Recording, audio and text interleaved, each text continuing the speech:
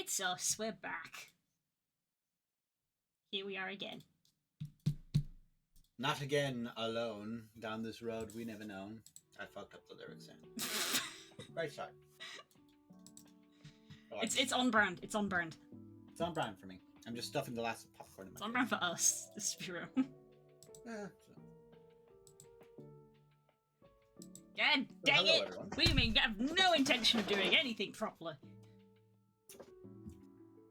Expect me to ever half-ass myself. I will only full-ass myself. Thank you very much.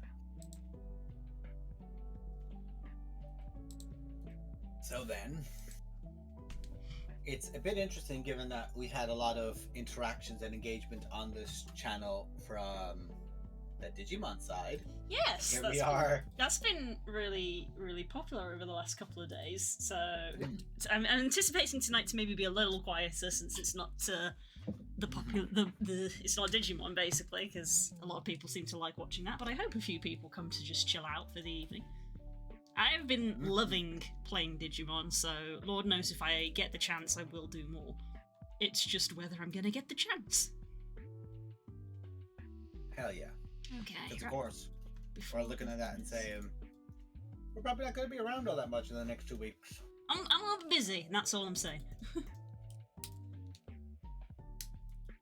So, you know, what I say on every stream is basically, if you want to know if I'm streaming, you're going to have to follow me down here, because the usual stream schedule will not apply. Yeah, boy. But we'll address that later. For now, I'm going to do warm-up. Oh, really? They gunned him down? Spooky's also here. I'm basically going to, de-chill after a really high intensity day. Sounds good. Excuse me. Right, that's what I was doing here. That's good. I'm basically looking around this area thinking to myself, have I gotten, where was I last, what was I doing? Because I am building a dungeon. Dungeons are fun. I haven't done a proper good dungeon in Pop yet, really. So, I want to make a nice, long, thorough one that might take a session or two to clear out. Yeah, that's the nice thing about making like a lengthy dungeon is they do last a few sessions. They take a while to make, but then once you've got them, it's like, okay, this should last a while. Yeah. And also looking at it and just going, well, okay, I have this map to use, but I really want to populate it. How am I going to populate this without it just being death room, death room, death room, death room, death room? Because of course I don't want to do that. No, because that's boring. Yeah, Spook always gave me really good advice for the two dungeons that I've made for my homebrew game in the past. I really like both of them, and Spook always gave me very good advice for them. Because he thinks about that a lot, which was very evident in his dungeon mode that he tries to make, because in some of the iterations of it, one of the things that you could roll up for the room was the room's purpose, and for a lot of them, a large chunk of them were common and utility rooms, which was literally like, well, this is a boss's lair, so this room is the fucking kitchen, and this room is the storeroom, and this room is the barracks, and by that I mean the sleeping area, not the armory. The armory is somewhere else.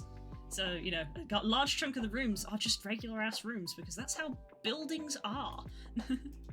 Not every room is a death chamber, which made it interesting.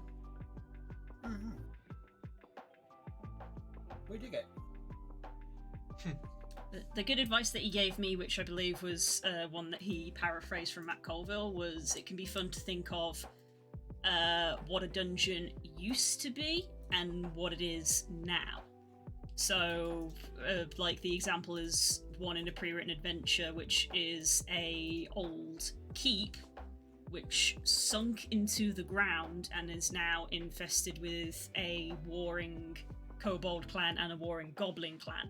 So it's like, well, those goblins and kobolds will have done different things to the rooms, but the shell of the rooms were from the keep originally, and things like that. Like that. So when I came to make my mega dungeon that was imprisoning an ancient green dragon. It was a case of like, well, they were imprisoned in here, but they aren't being monitored. So since they've been imprisoned for a couple of 100 years, they've kind of made the space their own. Pass. Which was, again, very fun.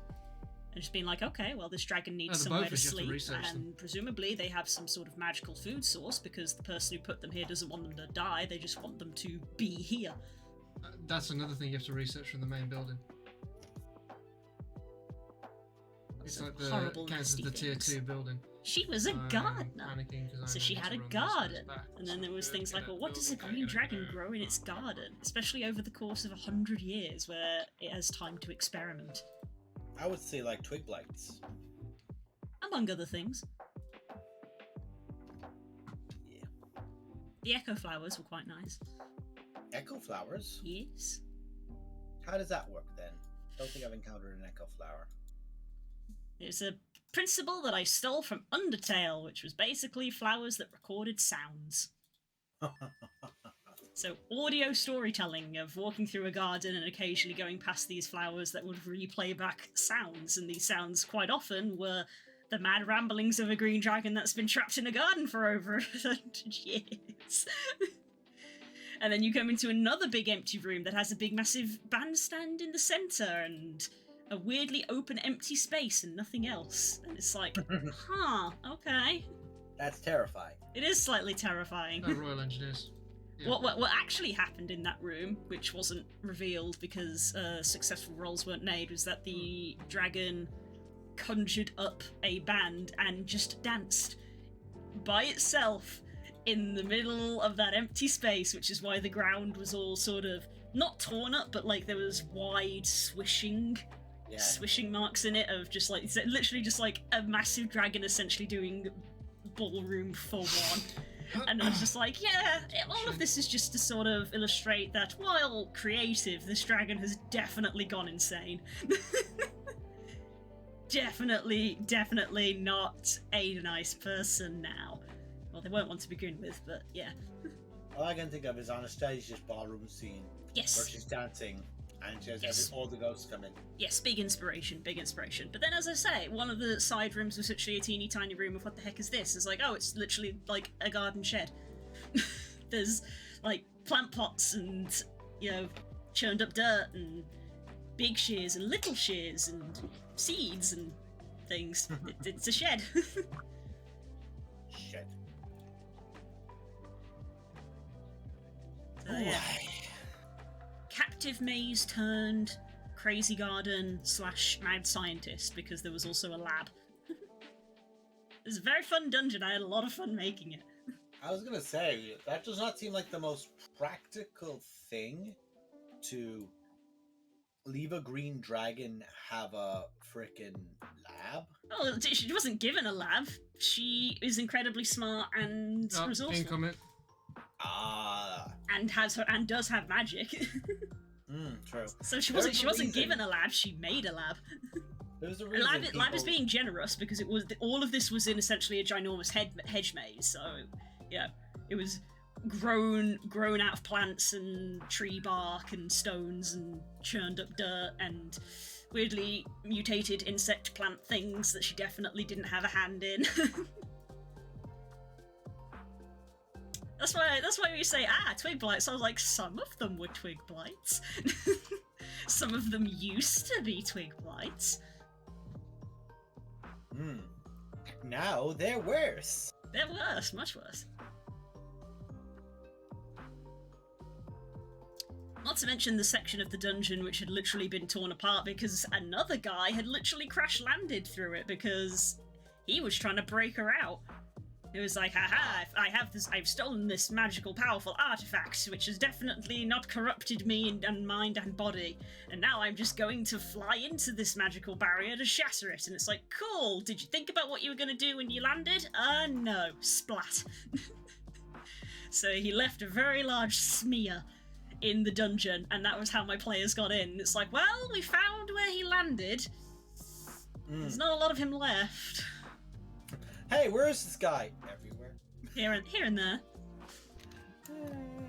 It was a very interesting that's not good. situation for my players because it was a very rapid role reversal where the villain who had been taunting them for many sessions, it had been a very long build up, and had been horribly warped this way, was literally brought to ruin and was just literally died on the ground. And I was like, he's still alive, but it is pitiful. He is broken, bleeding.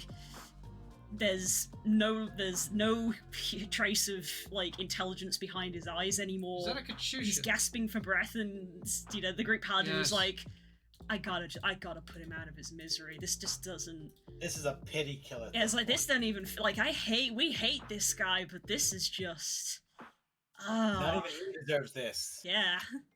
It's like, this just feels awful. And it was one of those things where I was like, yeah. Dude messed with dark and dangerous stuff. And now that's your problem.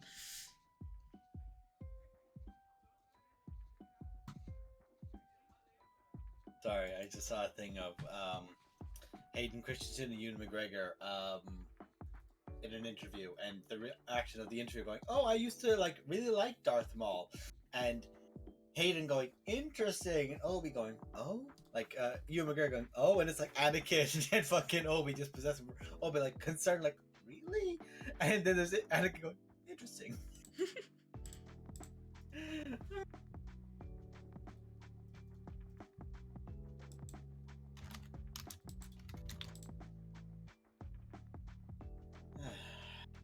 Come on, load up, you bastard.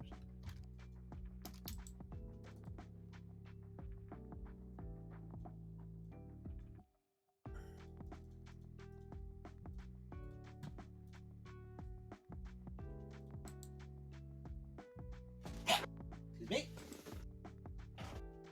I'll need to take some medicine before I finish up for the night, I think. Mm-hmm.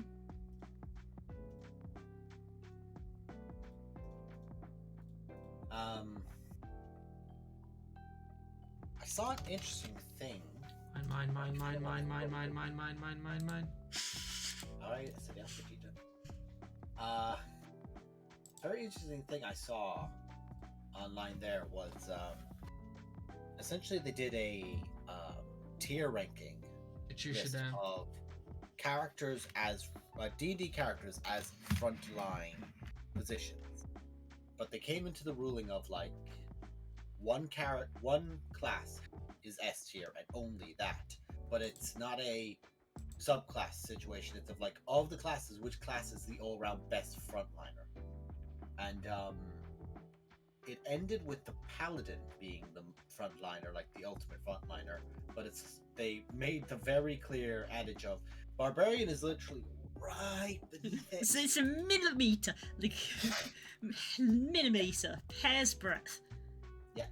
It's the idea of the barbarian is amazing until everyone stops aiming for him, whereas the paladin is supporting as well as being a frontliner. He can keep everyone covered, whereas the barbarian is just I'm a problem. If you ignore me, Yeah. I'm going to kill you. Basically, it's that added element of versatility, which is Yes. what makes a lot of classes very good is when they can suddenly do a lot of things, like druid, for example.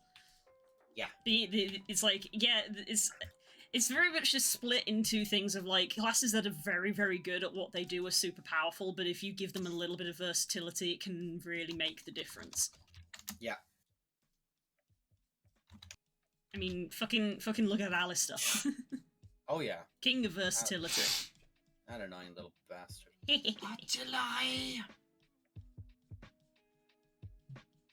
Definitely That's didn't interesting. give me Chucking the kitchen headache sink of, at him. fuck am I gonna do it to this guy kind of thing. That's the point.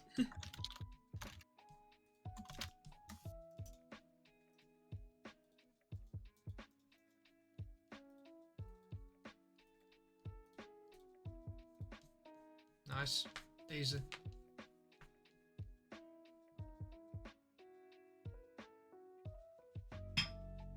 So it came to that position of Easy peasy.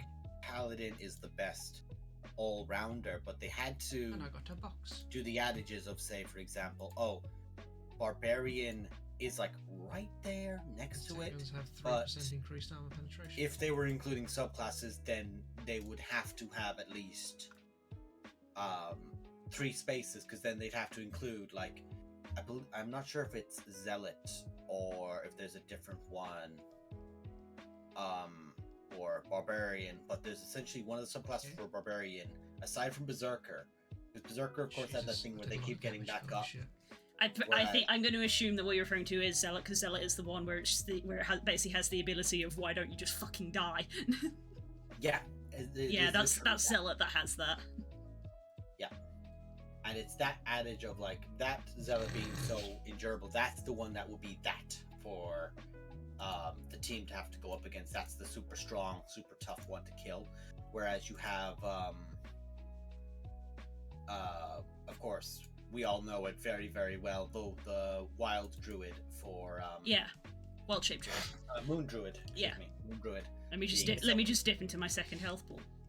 Yeah, let me dip into a second health. Let me tell you, playing a Moon Druid that is spec'd to be a melee person was super fun. And it did the job. That fighter dip is beautiful. Yeah, you did fighter dip it. Yeah, I fighter dipped to Wild Shape Druid, which was just beautiful. Yeah, that was also the kind of thing they were doing where they're like, we're very aware of how powerful a druid or like how multi-classing could be, because of course, like anyone who looks at a paladin and a Eldritch Knight, like I was the adage of that, like you put those two together, you now have the access of like absorb elements, shield, counterspell on a paladin. It's disgusting. And you think prisoners. It's just the fact that I know it's the whole thing that Eldritch Knight is just so meh. Eldritch Knight is good if you've got the stats for. If you're it would probably be better to, instead of doing an Eldritch. I mean, it's the only reason that Eldritch Knight as a dip is fine is because you get all the fighter stuff. It's one of those things where it's like, what do you want out of your dip? Because if you want the fighter stuff as well, then yeah. But if you're playing someone who's like, well, I want a paladin who can do more spells, it's like, well, then pick a fucking spellcaster. Be a paladin. Yeah, because Eldritch Knight is not good for spells. It's good for the fighter stuff. Yeah, 100%. 100%. It's it has its limits and it has its benefits, but like of them all, the paladin is like the strongest all-rounder, and even then I would easily say the paladin's got, because of course like it has all the other things like lay on hands, always useful, get rid of a disease or get rid of poison, or just a uncounterspellable think of a ton of health into someone. So it's like we all know what it is like to like go, oh god, my character's nearly dead, and a paladin just walks up to you and just goes 50. There you go. Even the on the other end is still very helpful. Of like like, you know, the cleric's down and it's like, here, have 2 hit points. You're next in initiative. Heal yourself up because you're a far better healer. I think it works both ways. Of being like, I can just go hit point, hit point, hit point, hit point. You back up, you back up, you back up, you back up, you back up. Yeah. Great stabilizer. All very good. Yeah, it's like let's erase those death saves. Yeah, but then you also have the spell utility, because I mean, you saw it as well. Like paladins having the con save, so they can concentrate on their spells, do it well. Aura of the Guardian is the strongest paladin ability when they get that. It's just, what is your charisma modifier? Add that to any of your saves and the saves of anyone around you, as well as being a character with really high armor and often solid health. Yeah, that's the thing. The only thing that causes paladins to fall down is that you need 3 good stats out of the bat. And it's like, and it is literally one of those things of like, it varies from DM to DM, but it's like, if you just rolled bad stats and that's it, your DM's like, you gotta deal with that, it's like, you're not going to be a great paladin, because it's like, cool, I have an 18 and then the rest are like 12, and it's like, cool, so you can have an 18 in your strengths, you can hit things, but it's like, cool, well, you got no charisma modifier and you've not got any constitution modifier either, and it's like, well, balls. So that's the only major flaw in the class, but it's like not in how the class runs, it's just how it's built in 5e. You have classes that it's like, you know, Rogue, you got Dex, you are good for the game. You know, Druid, you got Wisdom, you are good for the game. Paladin, it's very much, you need charisma, you need your strength, you need your con if you want to be this person who can be in the front. But having all of those three, like even then, like barbarian needs con, needs it less than a paladin does, because a barbarian can pretty much treat. Am I being attacked by a normal melee weapon? Okay, I am going to have double hit points basically. Yeah. They need their health. It is super important, because what was raised in this video of like a barbarian is the best tank for a new DM, in that they can throw whatever they want. That barbarian's not falling over, because they're a fucking brick house. If you're just going to try and attack the barbarian with just constant melee attacks, they're the best one, because they're fucking unkillable. But when you get to the more experienced DM, or when you get to the challenge of here's a spell, like it's the adage of, okay, what would your standard barbarian have against like an undead? Stack up to 20 commands. Vampire? What does it have against it? Just using it as an example. Well, he can't defend himself from any of its effects or spells. Shoot, He has shoot. no means of removing Track. debuffs or removing or a health check. So stretchies and extendies and postures and I Thank need to you, go get more water. we'll go I've across literally the already river, gone I for my suppose. water, Like, which is weird because I've literally not shut the fuck up and somehow I've gone through all my water. Well, that means when you have to take a sip and you have no water, that means you got to go get more water. Them's the rules. Them's the rules. If you have to take a sip and you have no water, you have to get more water. We are staying hydrated in this stream. I'm gonna get more wood. I'm going to hydrate before I die straight. Please excuse me. Exactly. You gotta go and help with the wood. Them's the We don't need rules. that much stone wood. Y'all better be keeping up with them.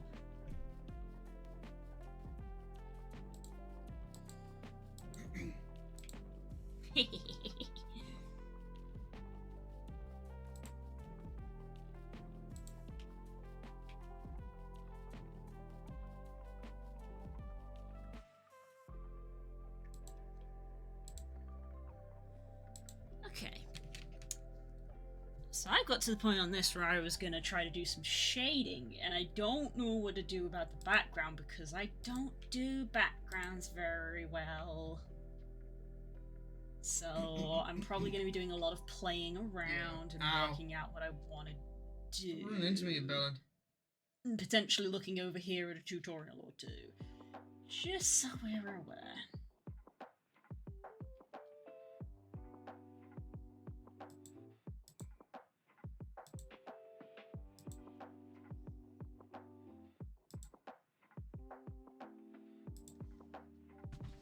So let's see how we do.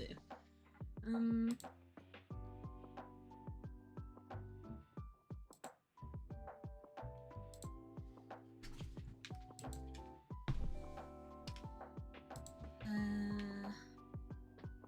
guess the first thing to do is pencil in the light source, since I have a vague idea of what I want to do. I might have to change the shape, the size of things in the picture slightly to fit everything in.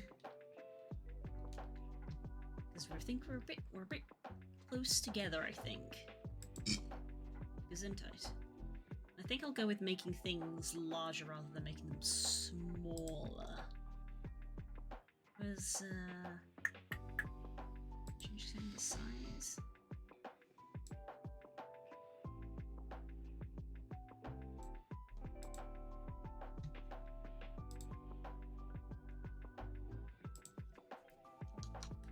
Let's fill this out just a bit more.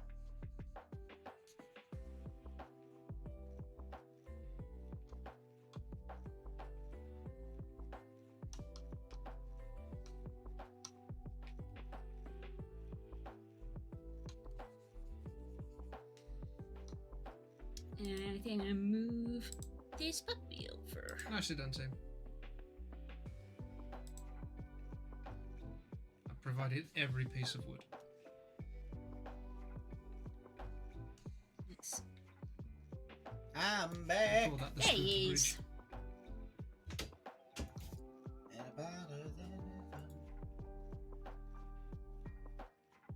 Puppy. Ooh, puppy. Puppy.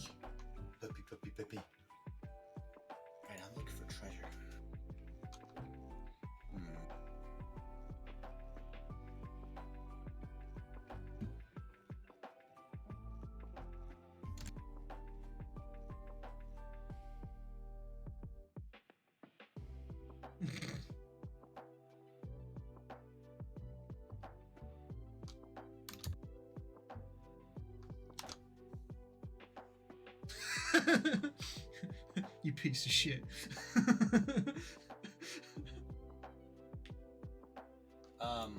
So to finish off there, because I had another talk point I wanted to go on to it with, but it was essentially the idea of like the barbarian is the best for just taking the hits. Fighter is perpetually A tier, and like even a fighter not designed to be a tank or frontliner is a good frontliner, and is better at being a frontliner than most people will be by default. But now I want to raise the question to you when it comes to this. They This is the essentially like efficiency then of raise neighbouring up the point wagons. of monks and rogues is like they're like a C tier frontliner because Supercharging they're not distance meant to take the hit. requires No, Get in, they're get down, not. get out. No, but yeah, if we're just going off the whole like for the frontliner role, because obviously the thing about D&D is like there's not really inherently any bad classes. It just depends on what you want to do, because some classes can only do certain things, whereas others have versatility, as we've explained. What do you reckon, Aaron? So just solely for frontliner, then no, they are not necessarily the most suited for them. Yeah, because it's one of those things of if you just got a monk, being a dodge tank. It's great until you get hit. Yeah, that's the problem. It's like, AC is AC, so, dodge and AC are technically the same thing. You just have high dex instead of thing, but that's the thing, is the moment you do get hit, it's like, well, I have crumpled into a million pieces. Yeah.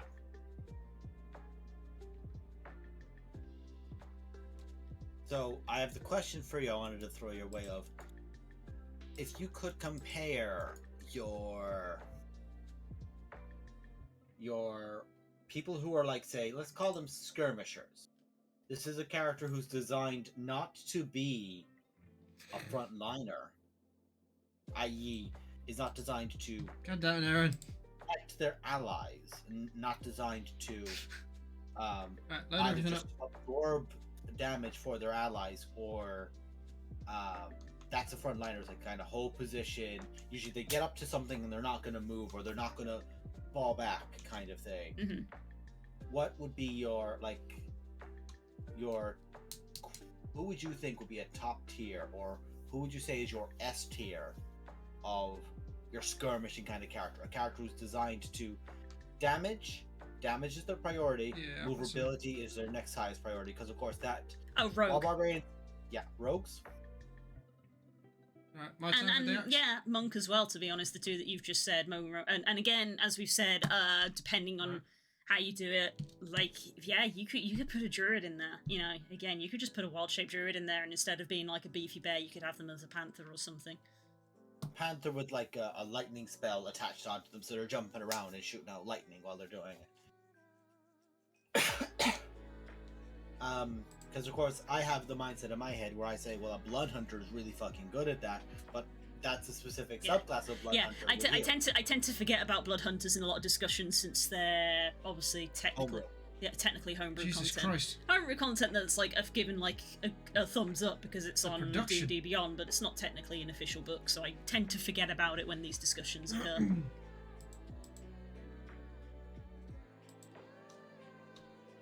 I'm gonna need to get me access to some Looking wood, at that, matey. and, like they're very good. I would say like it's one of those three. Obviously, the rogue is amazing because they can disengage. Yeah, rogue is S tier. Yeah, rogue will be your S tier. I think monk will be your A tier then. I would put rangers at B tier, but I put rangers at B tier for a lot of classes. Yeah, the thing, that's the thing that we've said about what I was saying before with rangers and like Alistair and stuff, is like they, especially vanilla ranger, like the modified rangers are better, which can bump them up, but if we're just going vanilla ranger, then yeah, it is B tier, but it's B tier in almost any role, which every other class can't really do. Because I'm an idiot that didn't plan ahead. So it has that at least, where it's like, I would say it's like D tier when it comes to like supporting, i.e. the Healy position, but when it comes to any of the combat base, it depends on, in terms of like a tier tree, how you're ranking it. It's like, yeah, they're not really designed to be a healer, but they can heal, as opposed to say, a rogue, where it's like you don't get healing abilities in that class, you just don't.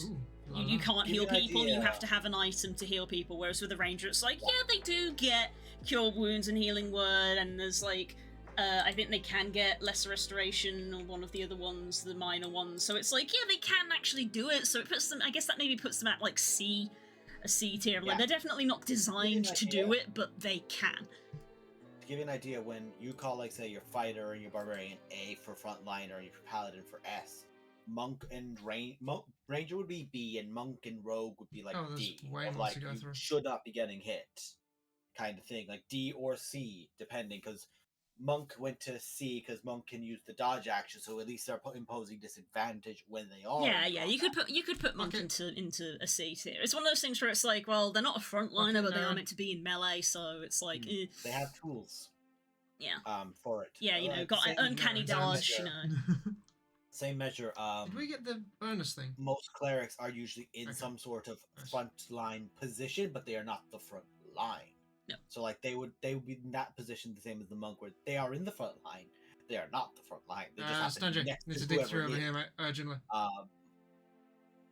So like by that logic, the ranger, like for healing, would be like a C tier with, like, you know, paladin at B or A. If you call paladin I don't call paladin A. You call paladin B, you have to call cleric S, and druid would be like maybe A or B. Like, druid is A unless you specifically take the healer subclass, in which it becomes S. They cannot keep up. That becomes a requirement on subclass, but we're ignoring subclass for this discussion. So A on druid.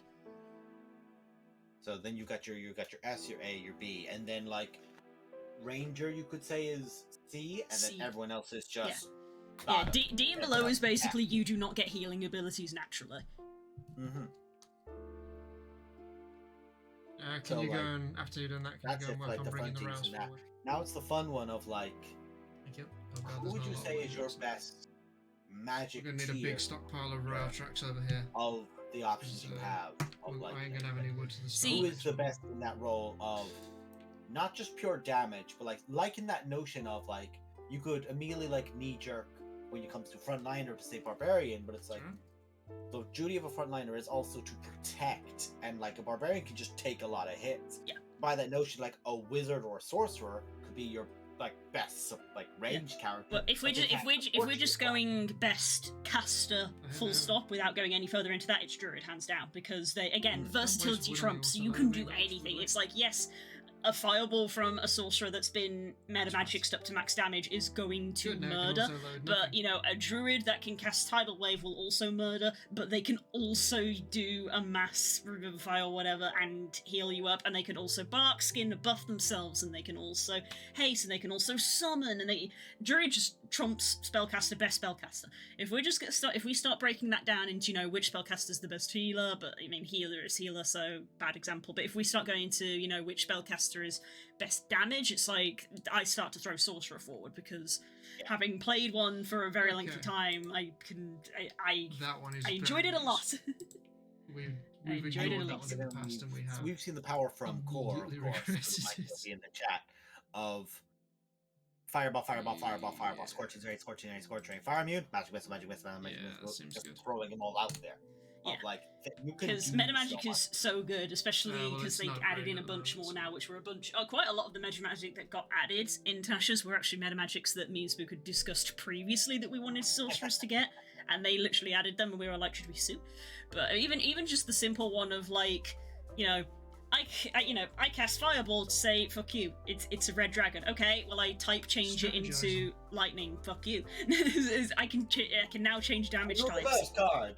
Yeah. What if I had Cone of Cold, because Cone of Cold is also brutal? Well, this thing's immune to ice. Dope. It's now acid. I don't care. Cone of acid. I don't care. Damage type change, but you keep all of the like side effects and stuff. But like for any spell, so that's when you start to, instead of just thinking big numbers and big damage, that's when you can start to be like, what additional effects do the spell do? Because I can manipulate damage how I want. I agree with the druid sentiment, Sanjay, but I would say the only one that can, like, go get the ball. You have the thing of like, you Sanjay, can put a cleric, A tier is cleric and wizard without question. Yeah. Annoying. Because they're amazingly powerful in of their own right, because of course they are, aside from ghost. Warlock and Sorcerer, like you could almost put them all there because all the spellcasters are so strong. I'm gonna say something really controversial, especially amongst our friend group. I put Warlock at a very low tier. It's time to go. Okay. Especially when it's like we're talking purely about spellcasters. It's like, Warlocks can be very good and are very niche, but my god, do they need a fucking run-up for it? It's like, the fact that I have to get to, like, level 6 or level 7 in a Warlock before I start thinking, oh, okay, I know what I'm doing now. That's too long. That's too long. I hit level 3 in a Sorcerer, and that's right, cracking knuckles, people are dying. Oh yeah, here comes the fun stuff. Oh yeah, it's all coming together. Yeah, so I know controversial for this friend group. Like, obviously from a roleplay perspective, it's just like it's god tier because of the potential. But from simple gameplay mechanics, having played it, and even having had a player in the same situation in my games, having played a Warlock and at low levels, them coming to me and being like, I just feel like I'm not being able to help as much as the rest of the group. I'm just like, I get it. I'm sorry, guys. I don't highly rate the Warlock, especially at lower levels. The Warlock has its limits. It's got its limits, but I would say like the Ranger, but better. In that it does the same concept of like, well, Ranger isn't as good as... This is what I'm saying. This is what I'm saying from our discussion. If we're purely saying who is the best spellcaster, it's not Warlock. If you want to do not go into Warlock thinking that you are going to play a spellcaster, because it's not actually really how it's designed. Even though it's classified as a primary spellcaster because you get spells at level 1, it does not behave like every other spellcaster in the game. So thinking of it as such is just going to be approaching it with the wrong mindset. Like, having played Kirok, I can't approach playing Kika in the same way because the class does not have that capability. I would put Warlock at B, like, because, again, S, Druid, you got your Wizard and your Cleric at A, because everything they do is so good, you dig this stone only a Druid can out-top them. But I would put Warlock at B, and the reason I put Warlock at B is that Warlock is very good if you don't have the others for comparison. Like that you know, that in itself is a bad thing. It's like just it is. Just saying that, like, well, it's not it's not bad if you don't look at the other stuff, and it's like, no, you need to take everything as a whole because this is a game. Sorry. To finish where I was going to go with that is that you have Ranger spellcasting is pitiful comparatively, so it's it's D or it's E, it's down there. Paladin could be put at a low B in that everything they have, especially their specific ones to class, are fucking amazing, but you are not relying on them to be your spellcaster. Yeah, that's what I'm saying. That's what I'm saying. If we are purely addressing this as a spellcaster thing, a paladin is a C, not a B. It's like if you sorcerer is also A, really good. That's why I'm still just like, no, Warlock is like D, because from a purely spellcaster perspective, it does not fill that role. I would argue that Rangers can be better spellcasters than Warlocks. I'm gonna put that out there. Having played a game with Alistair and the shenanigans he did, he was a better spellcaster. I'm gonna cut you there, and I'm gonna disagree with you on that. And the reason I'm gonna disagree with you on that is because Alistair had so many more things. Because I've been outvoted, so let's go. So what he did have was added and stacked on top of what he also. Nah, not until we upgraded this one. He made a pyramid. It works to either side at the moment. Ranger as a base was a very good base, but if you're looking at them, I would disagree because I've seen Critical Role. Bear in mind, I know CR2. Yeah, we need to improve. Does change up a little bit, but he stays primarily as a Warlock as his most powerful thing. Hits either side. They tier his Warlock spells. End up at least 150 times. Shit there. I'll kill the bandits. But that's what I'm saying is my fundamental flaw with this class. The fact that something is so good late game does not excuse a trashy early game. When you have classes that are so good out of the game, it does not excuse it when you are taking the game as a whole. I'm more like trying to play devil's advocate to get this fucking out of you. Also, This is going to be a bit I close. do still think, because we've seen powerful play from Warlocks, and the utility of, like, again, yes, they take slow to build, but like at the same time, Wizards get to 5th level, Druids get to 5th level, everyone gets to 5th, and suddenly everyone's scarier because now they have access to 3rds. Stanji, can you go and dig through that over there on the right? Worse than other spellcasters. I can get that. Yeah. I can get that. Yeah, like I get that. I get that the balance is meant to be like, well, you can't cast as much, but you get a short rest. But it's like in the lifespan of a D&D game, how many encounters do you have where it's like, okay, well, only one of us is tapped out, so we'll take a short rest. It's like, okay, everybody's tired, so we're just gonna take a long rest. And it's like, well, everybody's getting their stuff back at that point. At that point as well, you could look at it and say, well, got it. Now here's the thing, I'm looking at builds, I'm looking at things where it's like, these of course are not optimal, nor are they like, you know... There you go. Trying to clear away as best I can. Who built this Amazon here? Let's say you have a party in which you have... That's fine, doesn't matter, Warlock, gives us a little bit more time. Let's say, let's throw in a monk or a rogue, we'll throw in one of those two. And you also then maybe have a cleric. And let's say the cleric doesn't use too much of their stuff. Having your frontline and your essentially like mid-position character with the warlock both been able to practically get their whole kits back on a short rest. When it's two of them together, is very good. But it's like that thing of, again, it's like, oh, the warlock is good here because he's driving on the same road at the same speed. I'll bring the old tracks you carry on. To how much he can recover so quickly. At the same time, that is a motorbike next to a truck. In regards to, one of them is way fucking better and gets so much more power back. But the warlock being able to keep up with that stuff, like that's the saving grace of warlock is that they get them on short rests. If warlocks recovered spells on longs, they'd be terrible. Yeah, and I feel like Wizards probably know that, which is why they gave them the short rest. Because in the chat also, Ford had to get a custom subclass and didn't stay as a warlock, so not a great example. That's where I more meant, because I didn't want to refer to what he does, because obviously spoilers, but he does change up. Yeah, but I don't know. And yes, he does. So I can't. He does change up, but he does. There is something to be said about it. Yeah, he isn't the best example, but he's the one I can think of. But it's also where he goes as well changes up, and it's cool. Yeah. So and it's one of those things as well where that primary example is to obviously I've not seen it, so I don't know. But you said he gets a custom subclass to start with. He's Hexblade, is he? Yes. That's the thing. Hexblade is the one, I believe, is that one warlock class where everybody stands out and is like, oh god, Hexblade. But it's like one subclass does not a class make. It's like, yes, Hexblade is really good and can put warlocks up there with the fighters, but that does not make the class as a whole. No. The same reason why your druid is not your S tier frontliner, because Moon Druid is, in my opinion, far and beyond. Like, it's essentially, Moon Druid has incredible at the start because I've just turned into a fucking bear. I have an extra 20 hit points. Knock me down. I can do it again. You can build a small bridge there to stop you outside getting stuck. As an early thing.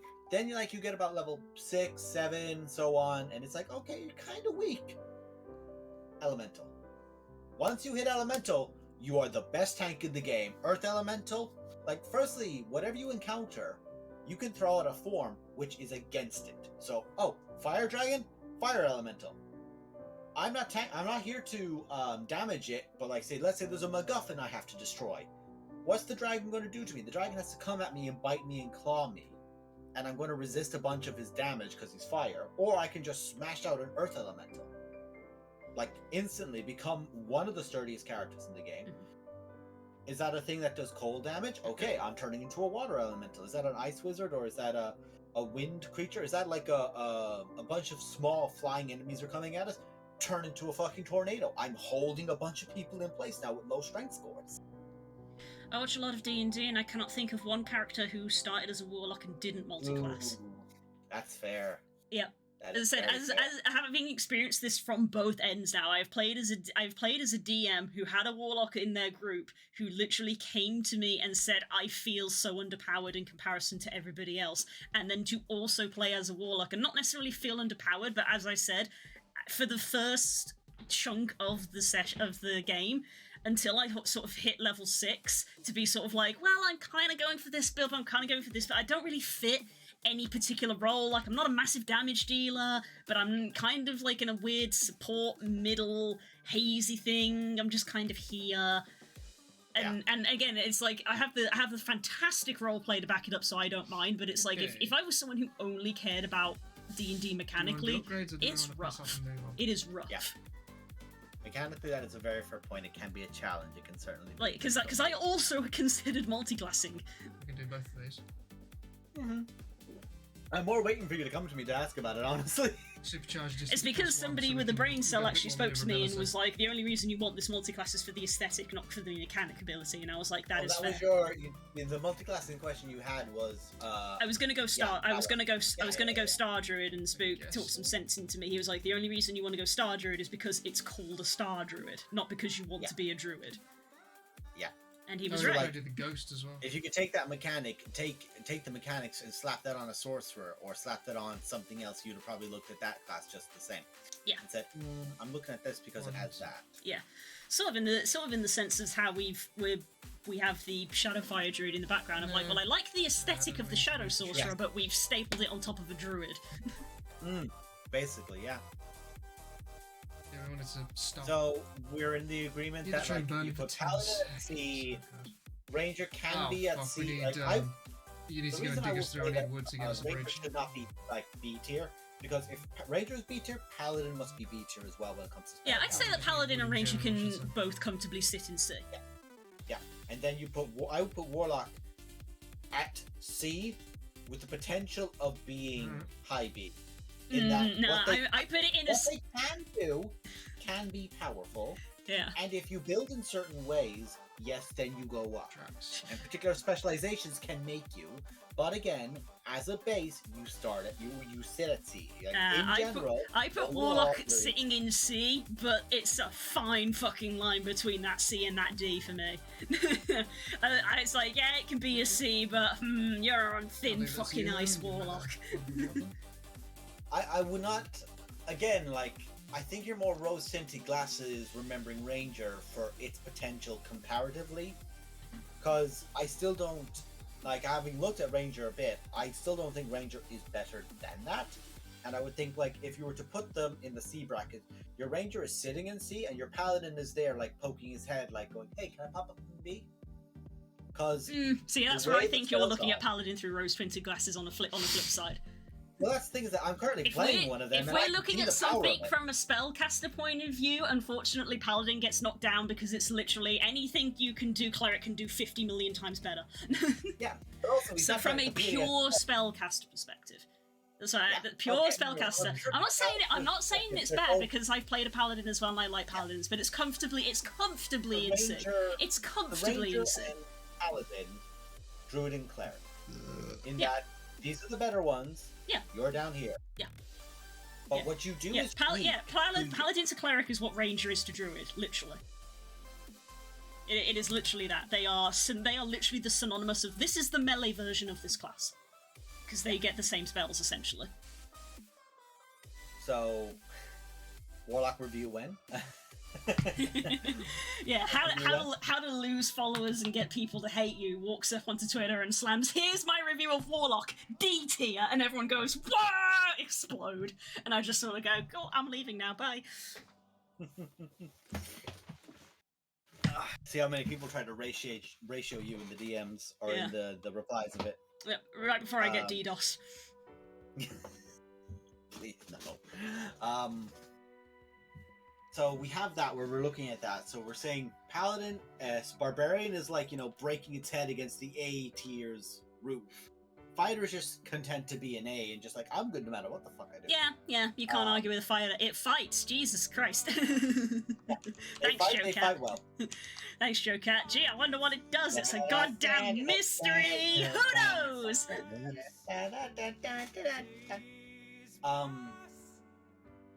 So we've talked about like what's the best like kind of skirmishy boy with the rogue, Paladin for the S tier. As much as everything else is good, it is a situation of if you were looking at a support role, like pure support, like whatever is the one that makes everyone else's life easier, like you have to put cleric at the top, with bard and druid just sat there. Like the only reason we're not S tier is because you exist. Yes. Because they're both phenomenal, but nobody can beat the power of the average cleric, and where the comparison of like most druids can be a good frontliner, can be an okay frontliner, can be like on the B tier. Where's the axe?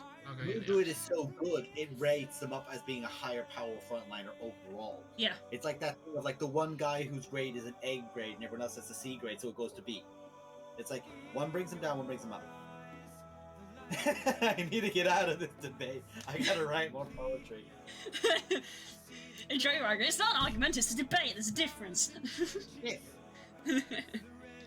It's one of those things where, when it comes to spellcaster from a support role, purely just again, it's one of those things where it's not really what the class is supposed to do, but it can be very good at it. So that's why I can put a sorcerer in sort of a tentative. A sorcerer can actually sort of be on a C, poking at B a little bit, purely just because it gets select buffing spells. There's a certain spec which lets you get healing spells, which then on a sorcerer is dirty because it's like, hi, bonus action heal, also another bonus action heal. Screw you.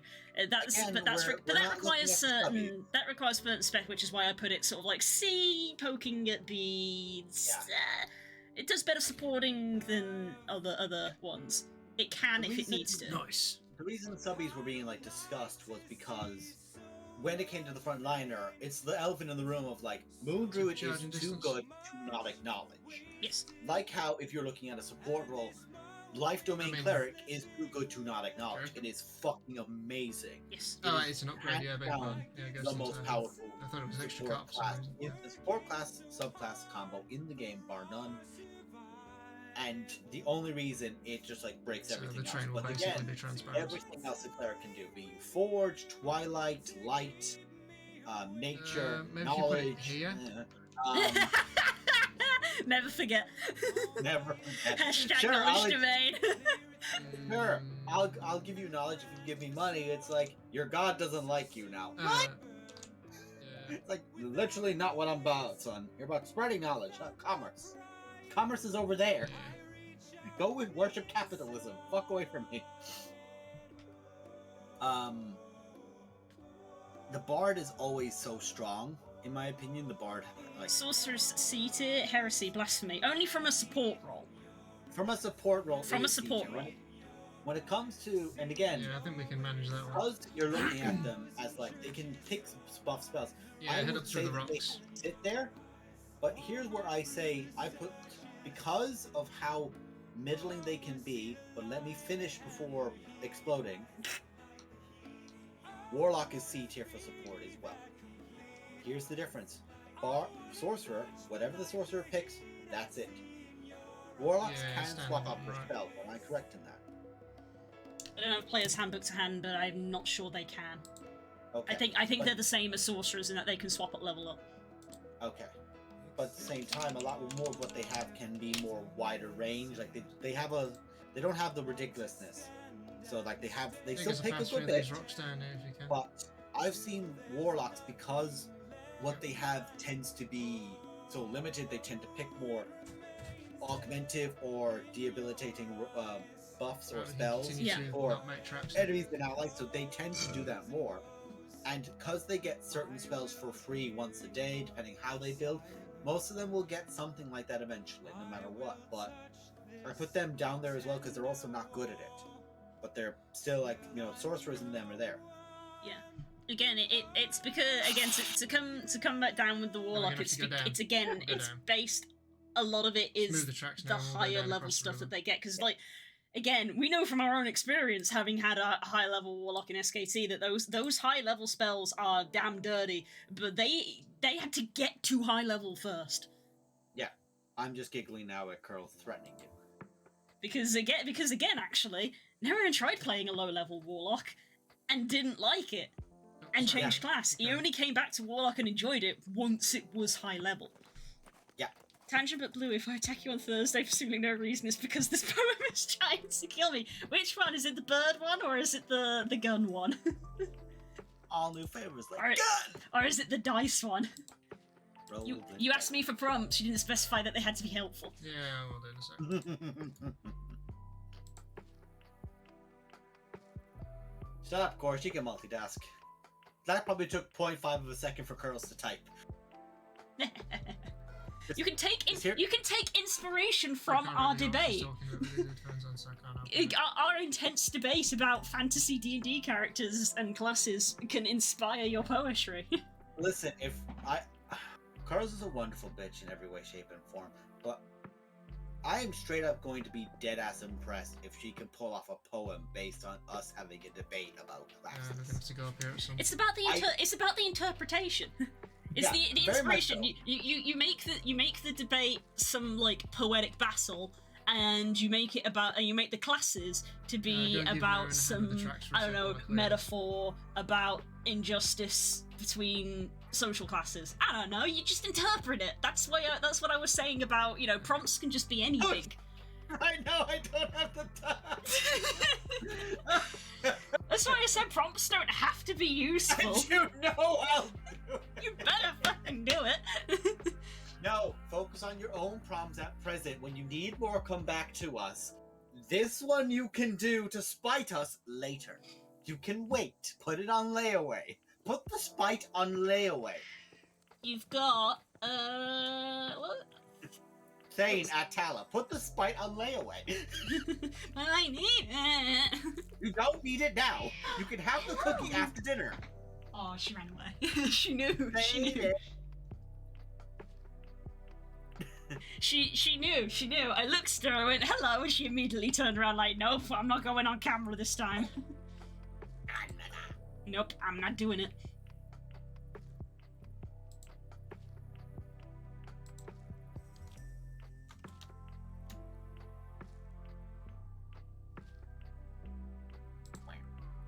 If I can write a poem about Dragon... Curls, you writing a poem about Dragon Age, you could do that shit backwards. You could start writing a poem about Inquisition and get to Origins. It could just be, again, it's one of those things where it's like, well, you just take like one of the themes and change it around. It's like that whole Tumblr post about how to incorporate D&D into your CV, and it's like, met regularly for weekly group confrontations, had regular puzzle solving interactions and things like that, and it's like, at no point do you actually use the phrase, I play D&D. It's the same with these prompts. It's like, at no point do you say that we were debating about D&D classes. You just say that it was a confrontation where two sides were adamant about things of which they were firmly believed. It's about interpretation.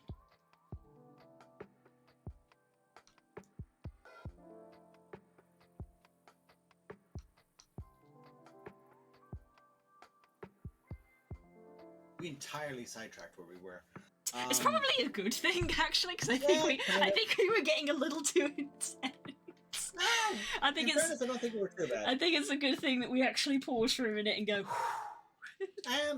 Okay, then. If you're looking at a support role, that's where I think the paladin spells should be at a B.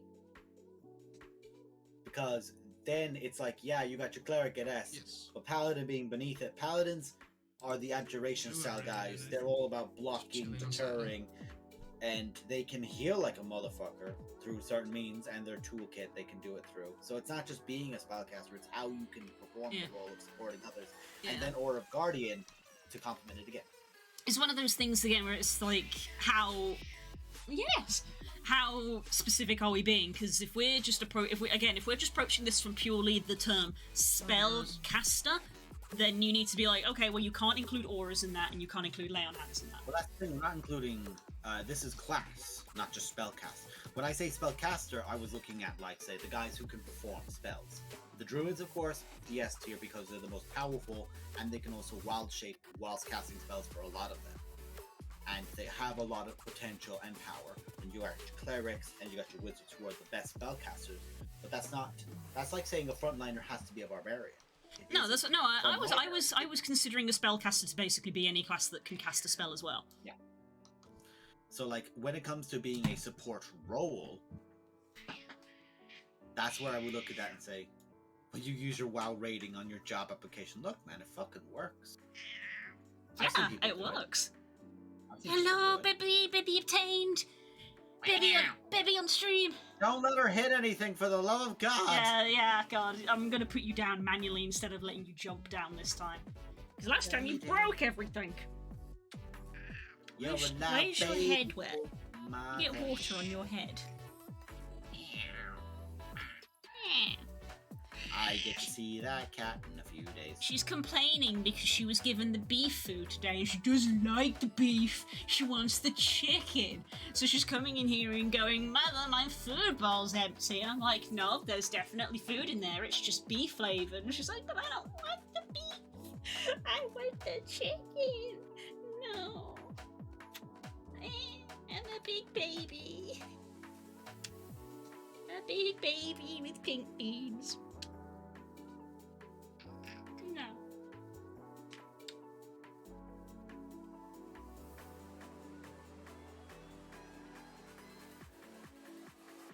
Found those Sadies, chat. It's our time. Ow. Ow. Go on and go see Dad. No, I don't want to see Dad. I want to have chicken. Because she knows she can beg you and you might eventually give in, but Spook will just go, no, starve. We know how this goes. She leaves the food until it completely dries out into a crust, at which point it's inedible, and then we have no choice but to give her fresh food. That motherfucker.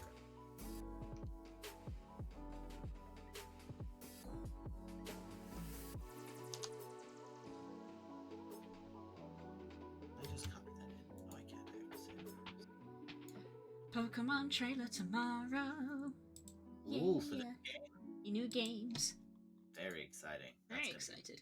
Cerebi Joe put out the comparison for when Sword and Shield got announced, because they have a similar timeline now these days, where it's like, oh, they get announced sort of in February because that's when Pokemon Day is, and then literally the trailer this time is on the 1st of June. I believe when Sword and Shield got announced, it was, here's your first trailer on the 5th of June, so we're very close. So he's like, this was the trailer that got released for Sword and Shield for comparison as to what to expect. So, based on what was in the Sword and Shield one, we may potentially get whatever the gimmick is, whether it, Mega Evolution, Dynamax, things, we'll get potentially whatever the gimmick is. We might potentially get box legendaries. Not sure how I feel about that. As in, like, you have to get, like, collector's editions to get the... No, as in what Pokemon is on the box is what I mean. Oh, excuse me, sorry. When I say box legendaries, I mean literally the Pokemon that's on the cover. Like Charizard and Blastoise. Got it. Because literally the last minute of the Sword and Shield trailer was Zacian and Zamazenta being revealed. Right. And literally, like, it's Pokemon Sword, here's the Sword Pokemon. It's Pokemon Shield, here's the Shield Pokemon. So there is potential that we will find out what the Scarlet Pokemon is and what the Violet Pokemon is tomorrow, maybe. Truly what you and Curls are going to have to pick. Currently it's both Scarlet and Violet, but we'll see. Yeah. Take this right there. Fuck off. Who's adding me? Oh, Kazoo. Accept. Kazoo?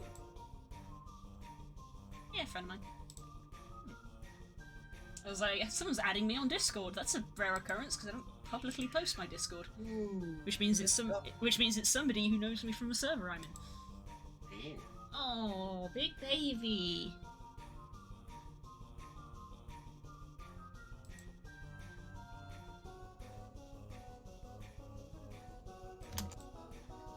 Look at him. There. No. Oh. I just saw a foot rise to the heavens. A stank. Can I go down, please? Yes, okay, let me gently lower you to the floor. No, I wish to hurl myself into oblivion. The only way. And Aaron. Save me. Suicide Squad over here. She'd be the weasel.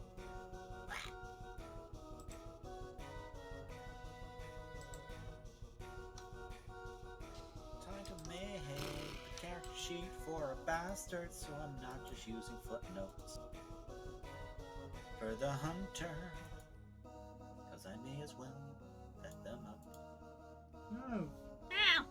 No. Ow! And now it's time for a hot chocolate. Ooh. I don't have any hot chocolate, so I'll have a tea, please. So it's not an offer. Oh. Oh, that sucks. Enjoy your hot chocolate, I guess. Fuck. Jeez, okay. No, headphone. Where are my fingers? Ooh, my shoulder cracked too.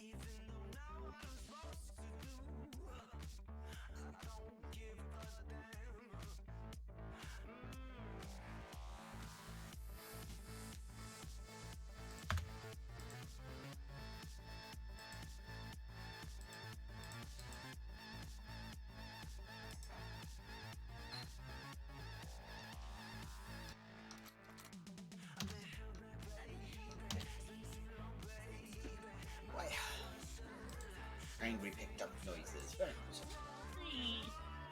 Aww, I've just noticed the little fire.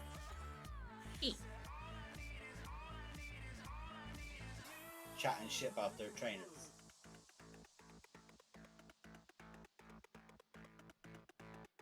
Haunter like, he keeps stopping me from evolving into Gengar, I don't get it. Crobat's like, keeps making me do fucking charades. And there's just Archie in the corner just going, I'm not saying shit. My girl treat me right.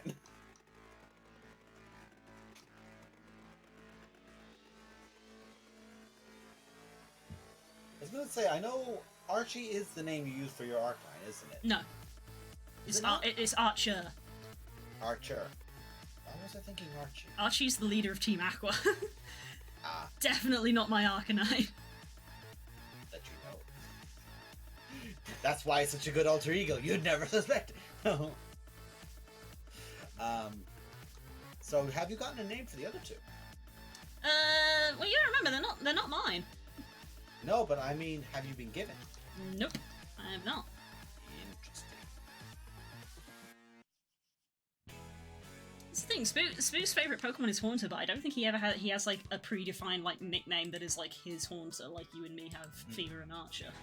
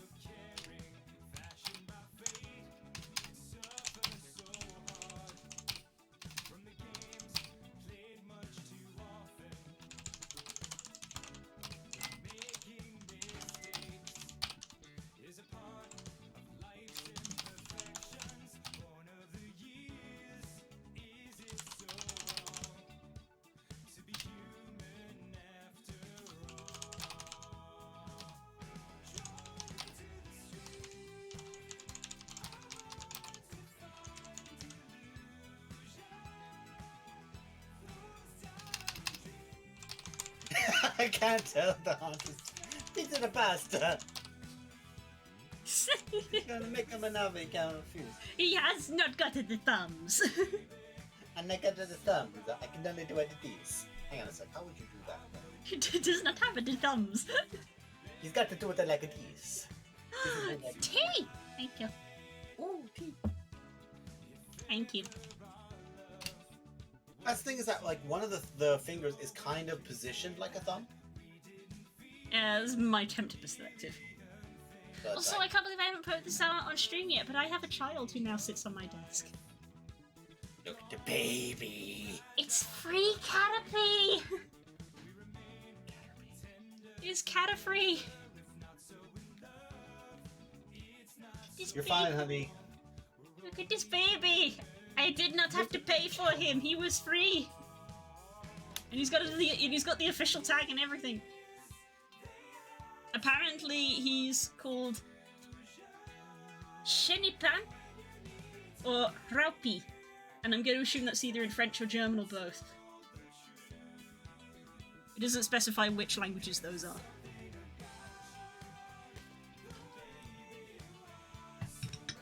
Chenipan. I'm guessing that's French. Je ne pas. Je ne pas means I am not.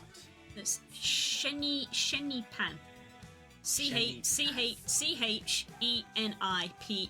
and I'm putting a French accent on it. Because they don't say ch, they say sh, like chien. Chien is the dog, is for dog. So, yeah. What a weird dog.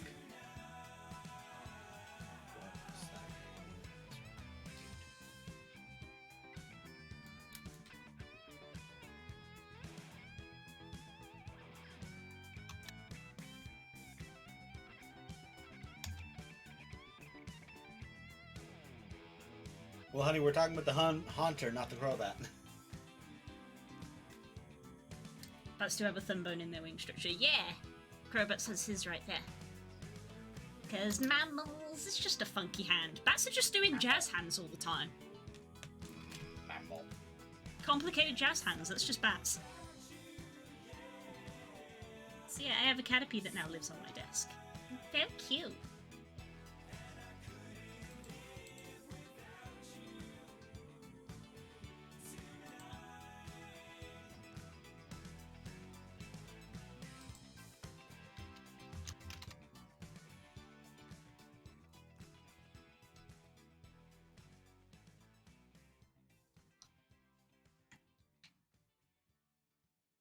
Evet, sıcağım.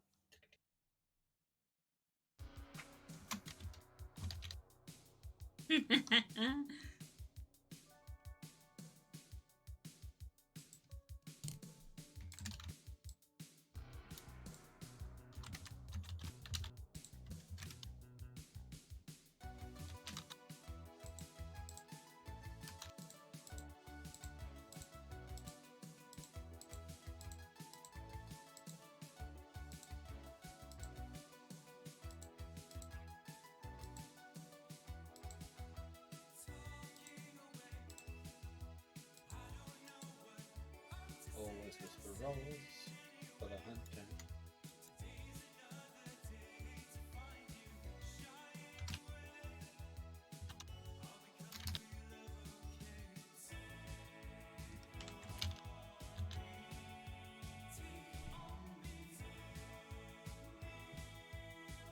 So ghost stories with Growlithe.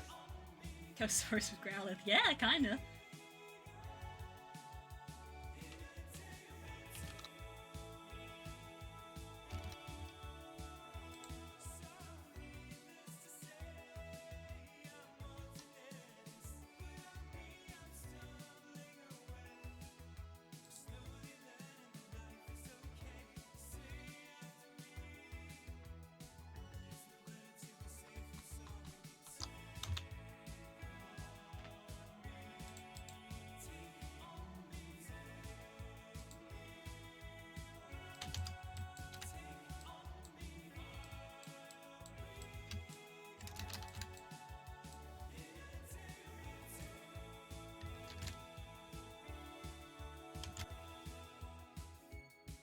Yeah, Stacey is in a weird mood because, to my understanding, the poor woman has only had 2 hours sleep, which I raise the point of, why are you still awake?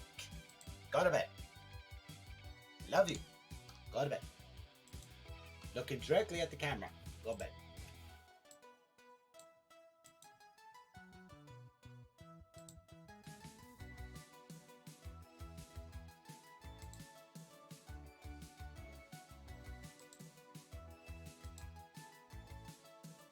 just saw someone post up hey, this is a safe for work version of this picture, and I'm like, that is not your safe. If that's your safe for work picture, you're not safe for work. It's terrible. Stop lying to everyone. Solidarity, yeah. You're all awful. We're going to meet up and I'm going to force you all to have a nap. I will physically lift you and put you in beds. I can do that to Stacy. Girls will just have to gently persuade with coffee. I was going to say type-wise Growth wins, but Crowbat's fancies fucks want to give it the win. I think I actually looked at like the base stats of all of these, and Arcanine does win in base stats. That's also like the final evolution of all of them, though, isn't he? I think Crobat... Does Crobat... Crobat's fully evolved. Crobat's fully evolved. It's the 3rd stage. You will not need to force me. You will not need to force me. You're gonna walk through my door Thursday evening and collapse.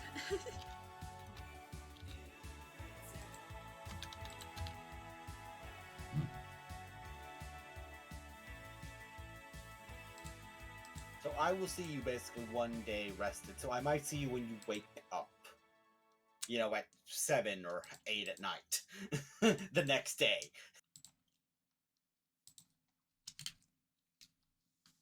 Request for guests to get custom video borders.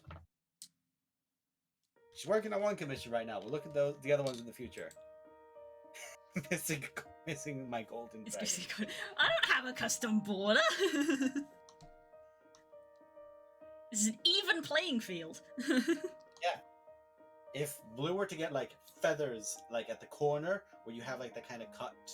If I can put in the effort to do it myself, then I definitely do it for everyone else. Or Curls would go first, because Curls is your standard. I'm the guest who replaces Curls. Like, I'm straight up just gonna be the meme from fucking Kung Fu Panda when you return to your streams next up. I must go. You must go on from here.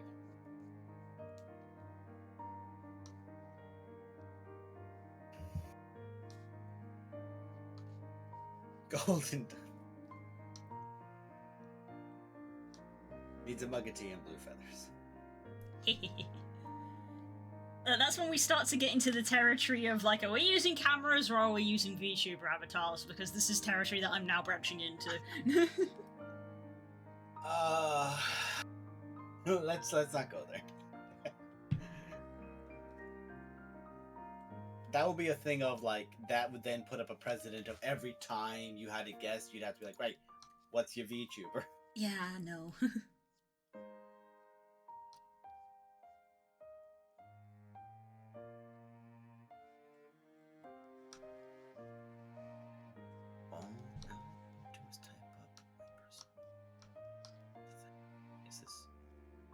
And this is the thing. Ooh.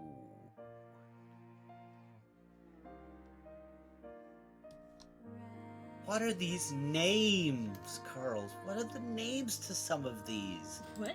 Hey, let me see. No, she's messaged them to me specifically. So I'm teasing everyone. Curls, how dare you? She sent it to me because I've been begging her for anything she has in regards to her. Oh, you've been pestering her, that's why. Yes. I believe these are it's not Curl's fault, you're just being an annoyance. What else am I meant to do? According to my entire family, I'm one. I may as well lead into it. Boo! Affectionately. Fucking some of these names are... I did consider making more complicated borders, but they were complicated, so I just made the temporary ones, and as is typical, they stuck. So, you can also have these because I love you. Thank you, Curls. I'm the favourite. Of course you are, but duh.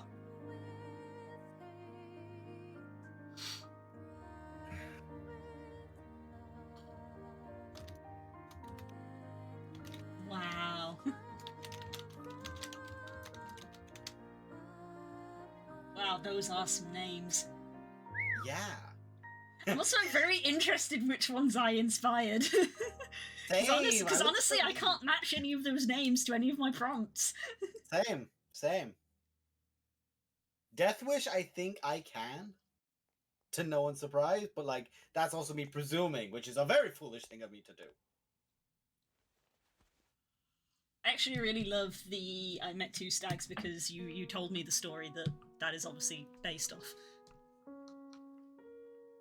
Of course she met two stags. Lo and Joe. I'm terrible. The local theater kid does require a hug. I'm not sure. Oh, you're talking about Lo. I was thinking they're like pearls, K. Oh, loyalty. I was like, neither of those are local to you. Ryan is in the naughty corner because I haven't been able to get to work on it. Ah, I see.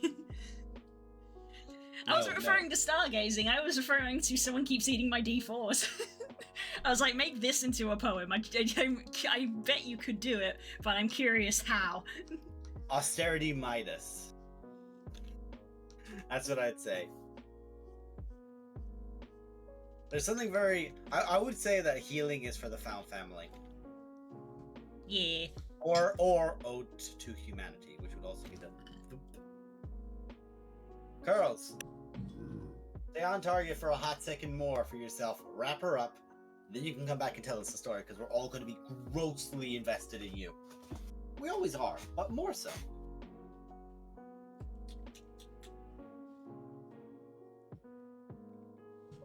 I need to work out how I can mold chocolate D4s. You go onto eBay and you look for food safe silicone molds because they exist now.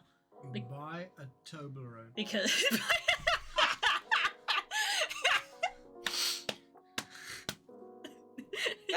you can have that. What? Yeah, after the dice making fad that happened at the start, literally at the start of quarantine, dice molds became very common, and then obviously food safe dice molds were just a advancement from that. So you just need food grade silicone dice molds. They exist. You can buy them. Use them for ice. Use them for chocolate. Whatever you want. I'm not saying I want to crunch a roll-20 or a D20 one day, but crunch. I can actually eat Curl's D4s. You and me have very different goals. Here's the thing, though. For the rest of you, I sent the contents page from my... Yes, you did.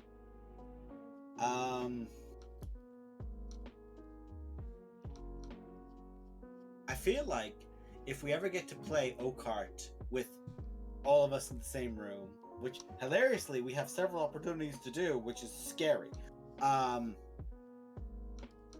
The notion that we can look at it and say, I'll make chocolate dice for the squad one day.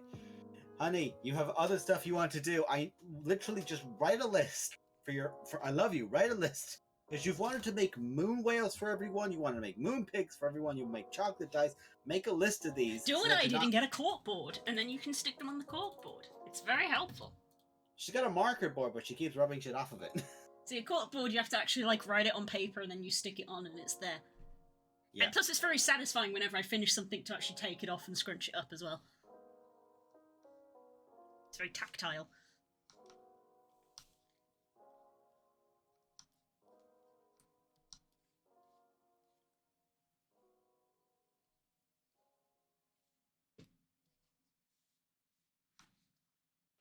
Can you trigger tag lesbians, please? No, but I can hit you with my car. Happy Prime Month to every lesbian. Fuck.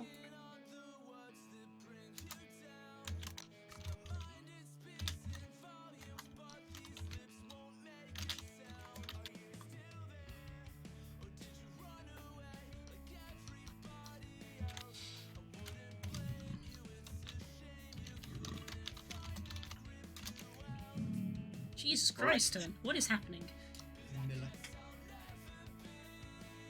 Well, you suddenly lactose intolerant now or something? What the hell was that? No, I'm just intolerant.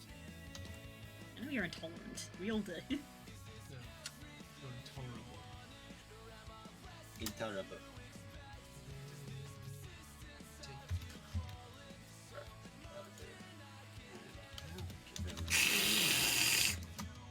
You alright? Slurp. Slurp.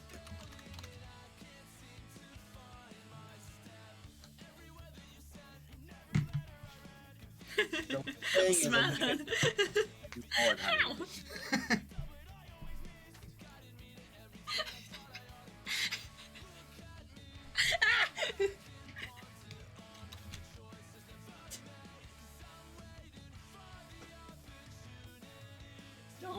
Don't let her lick it. Yeah, that is a disgusting item. Which, it's powerful, but then you look at it and say, it's only powerful when this happens, and if you're not consistently rolling to make this happen, you are weak. So, well,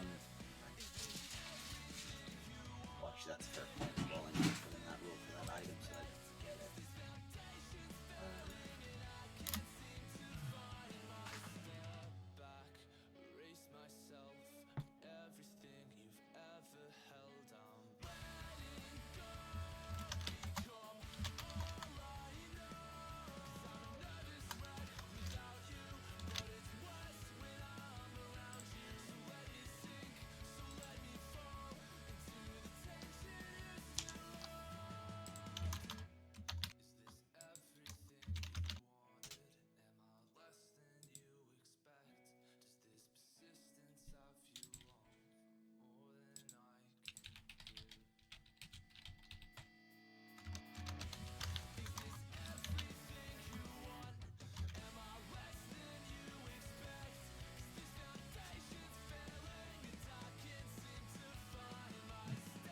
I want to see if I can get a magnetic one. Yeah, because then you basically have a whiteboard and a corkboard combined at that point, which is pretty good.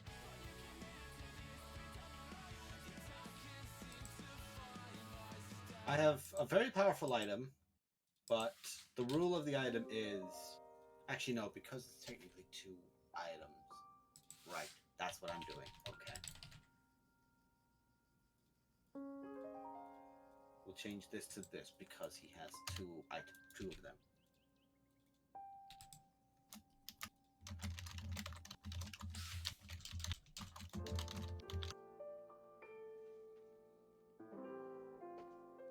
Am I whispering before I always whisper? Let's test this, see what this thing's like.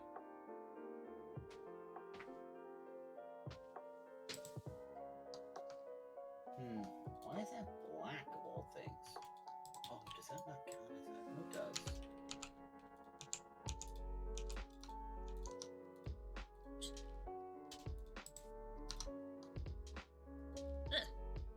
Heck does that? How did I press to cause this to come up, and how can I get it to go away? Which? I've triggered some sort of overlay. There we go. Oh no. Let's see, let's do that. That one. And let's do... Yeah. I'm basically just like going, well, okay, thematically, for this guy's tool sets, how does this work? How does he have these certain things? I'm like, just give him spells and he can use these once a day. So that's a fair way to let him do cool things.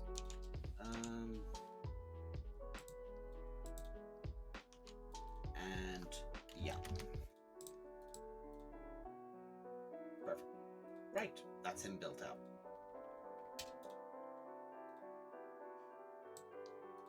So let's put him amongst his kin.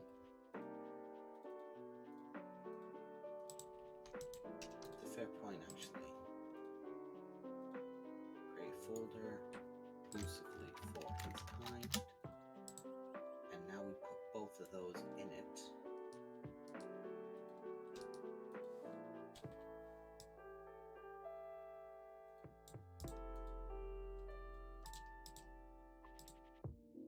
He doesn't have anyone he worships. Yeah, that's fair. Okay, now I can drag him over here. Cool. That's the hunter done. I've done the hunter, I've done my duty of creativity, and I've done map design. Doing out a treasure room, actually. Love it. So we've got those, and we're probably not going to even be looking at that until late June. if not July.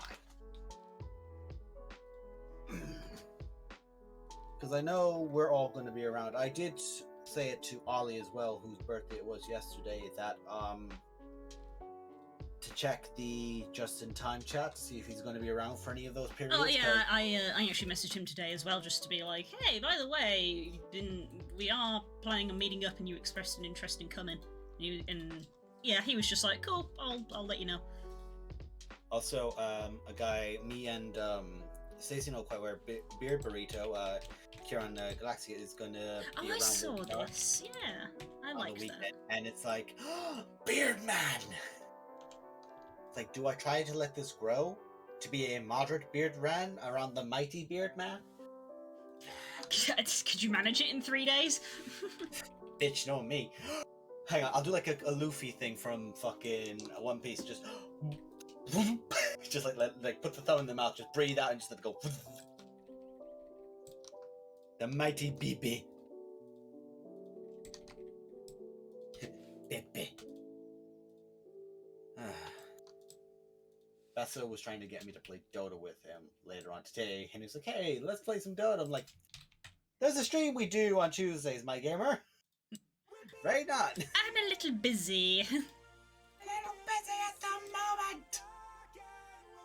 I know that's been Curls' default state for the last 2 months, but hey.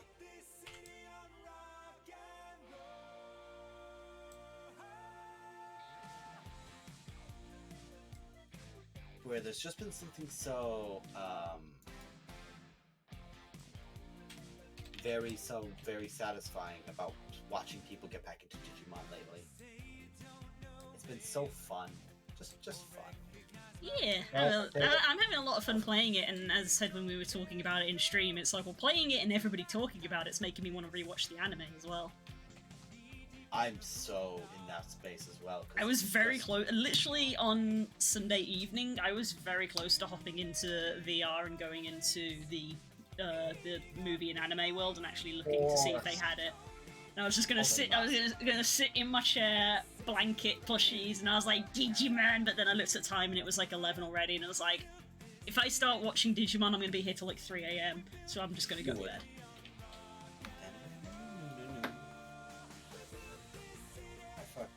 It's something, especially this game, because this is one of those niche games. It's like, for me, it's like Predator Concrete Jungle on the PlayStation 2, of like, there are certain games that have such a niche fandom, but what that game did, it did so well. That was so interesting, but different to anything else that was around at the time, because everyone could say that there has certain things that this game does, of course, but it does other things so different to what we've been seeing at present. Like, Pokemon pretty much just had a monopoly at this point. Yes, you had Digimon games, but oh, honey, you sweetheart, Stacey, I love you. Go the fuck to bed. You have 2 hours sleep, and you are not obligated to stay up. Please, for the love of God, go sleep. You need a nap. You deserve a nap. If you are anxiety-based and weepy, make sure you have your lunch ready for tomorrow. Have a shower if you've not yet, and this is good for all of you people in chat. Drink some water, and then go to bed. On my second Masterwork Apex, quite some Pokemon Go, I'll probably never get done. Need to earn a heart with my buddy every day for 30 days. I mean, if you set a reminder that you can just feed them candy every day, a berry every day, and that's a heart. I'm struggling with the freaking first one of, hey, you need to catch 200 Pokemon in 1 day, and I'm like, that means I have to sit and play Pokemon Go for like 5 hours straight, and I have other stuff to do. Goodness. I do not live in a highly populated zone. Like, if I went into Birmingham like I used to on Pokemon Go, like on Pokemon Go community days before the pandemic struck, going into Birmingham, I probably would have easily done that, but like, we don't do that anymore. So, yeah, I still have not done the, hey, catch 200 Pokemon, because, you know, outside my house I get maybe 4 spawning, whereas obviously in the centre of Birmingham, if you stand still, it's like, cool, here's 20 spawns. Go nuts. I feel like I'll need to make sure I've got Pokemon Go all good on the phone. Might as well, we're going to be walking around a lot. Yeah. Oh, we got a health check coming from Stanky. You should be in bed. at work tomorrow. He does tend to drop in and do a health check before he goes to sleep. But you've been told. You're told. Ooh, my shoulder popped. Oh.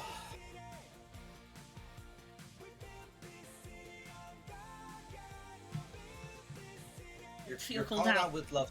I feel called out. That's because you are being called out. On that note, good night.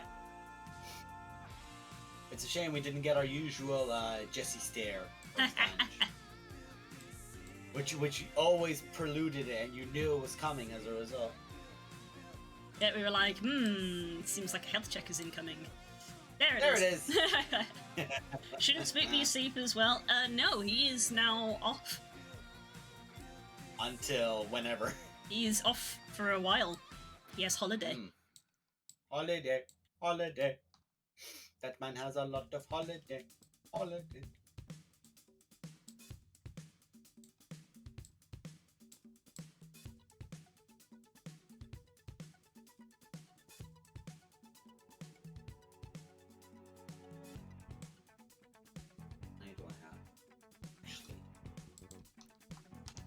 I managed to find the guy you can go to get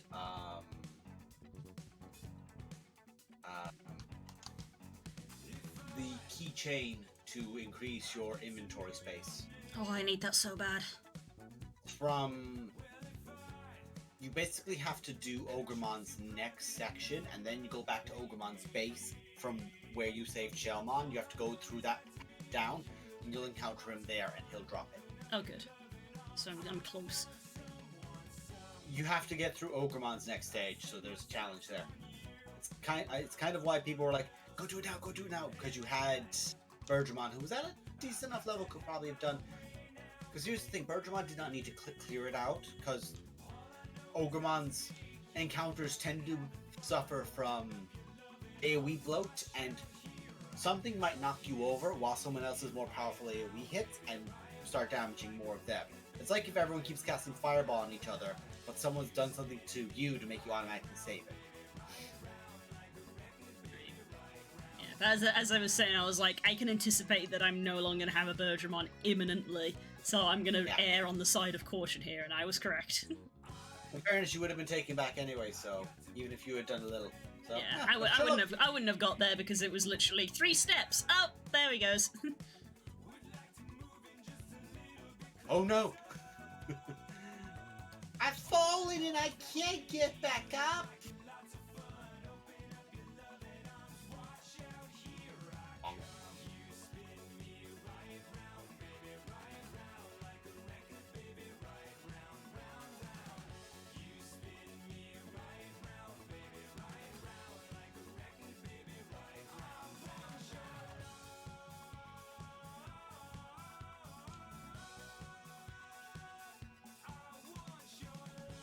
Stats everywhere where I need him to be, and now he's tired at the end of the day, but that's fine. Actually, let's go get you some more food, bud, from the restaurant. That'll be good. Because that helps with your tiredness. We can do 1 or 2 things.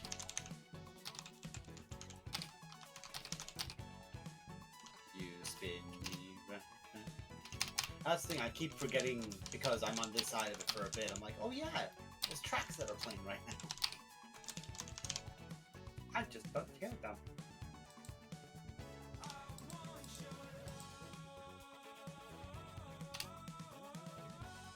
Digiboy is getting spoiled.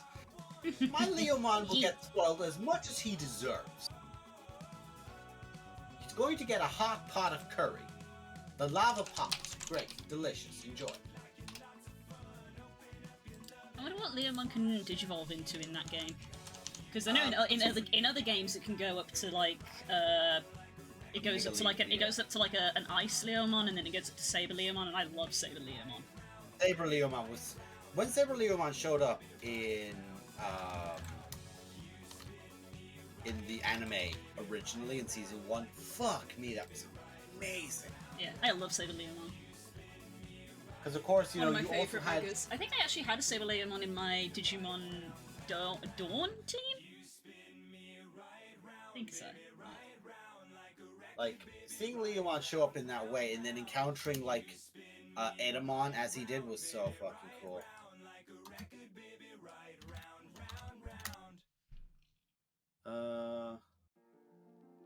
Digimon World. No, I don't want the evolution guide.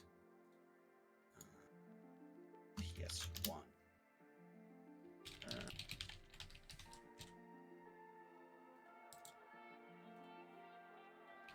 Become Andromon, which is interesting. I don't think he naturally becomes Andromon, Mamamon, and that's it. They're the only two, I think. Fair enough. If you have most of the battle techniques mastered, go for Andromon, learning some mech techniques in the classrooms. If you have the version of like me, techs are damn near impossible to get due to plot block. It takes a chance of learning other answers. Manamon, care mistakes plus 15, body weight 5, your defense must be 300, your offense must be 400, speed of 300, and brains of 400. With a bonus happy condition of 95%. Andromon, care mistakes 5 or less, body weight 40, 2000 HP, 4000 MP, 200 offense, 400 defense, speed at 200, and brains at 400. Bonus condition 30 plus battles. So that's the thing with a lot of it, is that the ultimates are so difficult. Yeah, like ultimates are hard to get. But at the same time, they are. You just evolve into it, and you can go away and do like whatever is your major plot point. Yeah, and basically, you can steamroller through the next section of the game if you've got an ultimate. Yeah. But it's so hard to get them. I think I did actually. Yeah. I haven't been using the guide too much, but like when I was bored, one of the days I just sort of casually looked up to be like, well, what kind of things do you need? And some of them were like, oh, you need like 4,000 health, and I was like, oof. I just managed to get to like 3,000 mana because I was using that good mana trainer, but I was like, that's just for mana. There's got to be trainers all over the map. Yeah. If there is, like, it feels like either. Essentially, how I read it is like, firstly, always consider that your baby Digimon will learn slowest. So like, you will always get the slowest bonuses off of your baby Digimon compared to everything else. But when everything digivolves, they get like a little boost from everything. So I think save your chips, save your all that kind of stuff, train them a bit, train them up, like, you know, a few things so that they go up a little bit in all of them. And then go, once you get Rookie, if you have a bunch of chips, you make him eat every fucking chip you've got. But like, no, the chips are a flat number because it says in the item description that it's a flat number. So yes, but here's the thing. Yeah, go on. To say it is like, when they get to Rookie, it's like, if you've been training them, like, they might have like, you know, close to 100 in some of those. Whatever it is, if you farmed up, for example, with that Andromon, I'm not sure how you farm them. I know there's a chance thing with certain arenas. You can get them sometimes from the Drilljamon's cave for treasure hunting. You can sometimes get them from oh, my brain's gone, excuse me. From like certain random encounters, or you can trade them at shops for certain ones of them. In the Frozen Lands, there's essentially a trader you can go to, you can trade a bunch of stuff to them. You might be able to get them from him, maybe, but I'm spitballing on my memory there. But like, it feels like with those, it's like you'd boost your Rookie up ridiculously high and go farm like the native forest. But like, when it comes to your tiredness, for example, your tiredness doesn't really matter on your Rookie. And the reason I say that is that it's kind of a detriment, but like, you can boost their, for example, weight to get them up, or like, you can use the heavier food when, you know, like, say a Rookie is going to not go through as much of it, like, they're going to go, okay, they're using so much, and you can increase how much they gain so that they're always in a positive. But sorry, my brain's gone. You can boost up their weight, like, you can get their tiredness to in a way that benefits you. You can make it work. Yeah. There is a challenge with it, of course, but you can make that kind of work in your favor, because when they evolve into champion, you don't have to really worry about it. Yeah. But also, basically, you reach a point in the game where, like, if you've gone through a few cycles at that point, then hopefully, if you've gone through a few cycles, then your Digimon should have at least a few techniques, and hopefully you've maybe stocked up a bit on items and money. So it reaches a point where if your Digimon is reverted back to a baby, then you basically want to spend, like, the next 12 days just doing training. Until it gets back up to champion and you've got it back to decent stats, and it's like, okay, now I can continue where I just was, because I was at a point in the game where I needed the decent champion and I just lost it. So that's what it feels like. It basically feels like once you're at a certain point, it's like, I just need to train the shit out of this Digimon for ages. And then you've got but that's the thing is that you can't just train because you have battle requisites for, like, Leomon does, for example. And Leomon does, Centaurimon I think has like a lower than, like, you can't have more than a certain sum with him, maybe, or maybe you have more for Centaurimon, but you have to do those with them, and then it's accumulative. So, like, if you've had 30 over all of your things, you're more likely to get your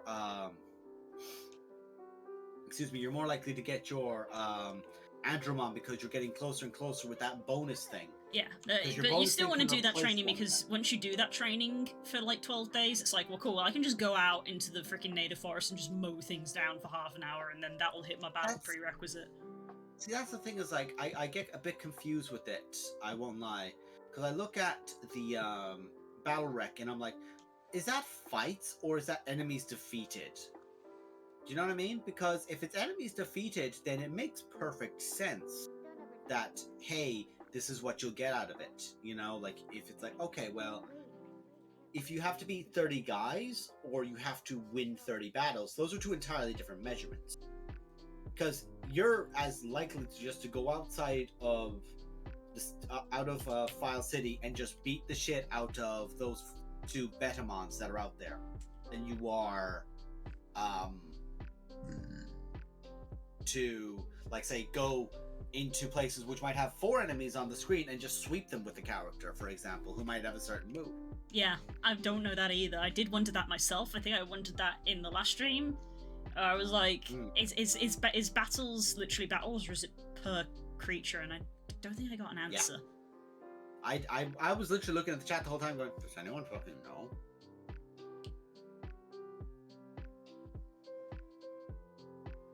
Because, like, when you think about it, like, 30 battles is a fucking lot. It is a lot. But, like, I guess that's why it's a prerequisite replacer as a bonus condition of, like, well, if you don't want to get 400 brains, you can instead beat the fuck out of something that many times and it replaces it. Yeah, it's like an alternative, because you basically wouldn't be able to do both because of how many hours are in the day, literally.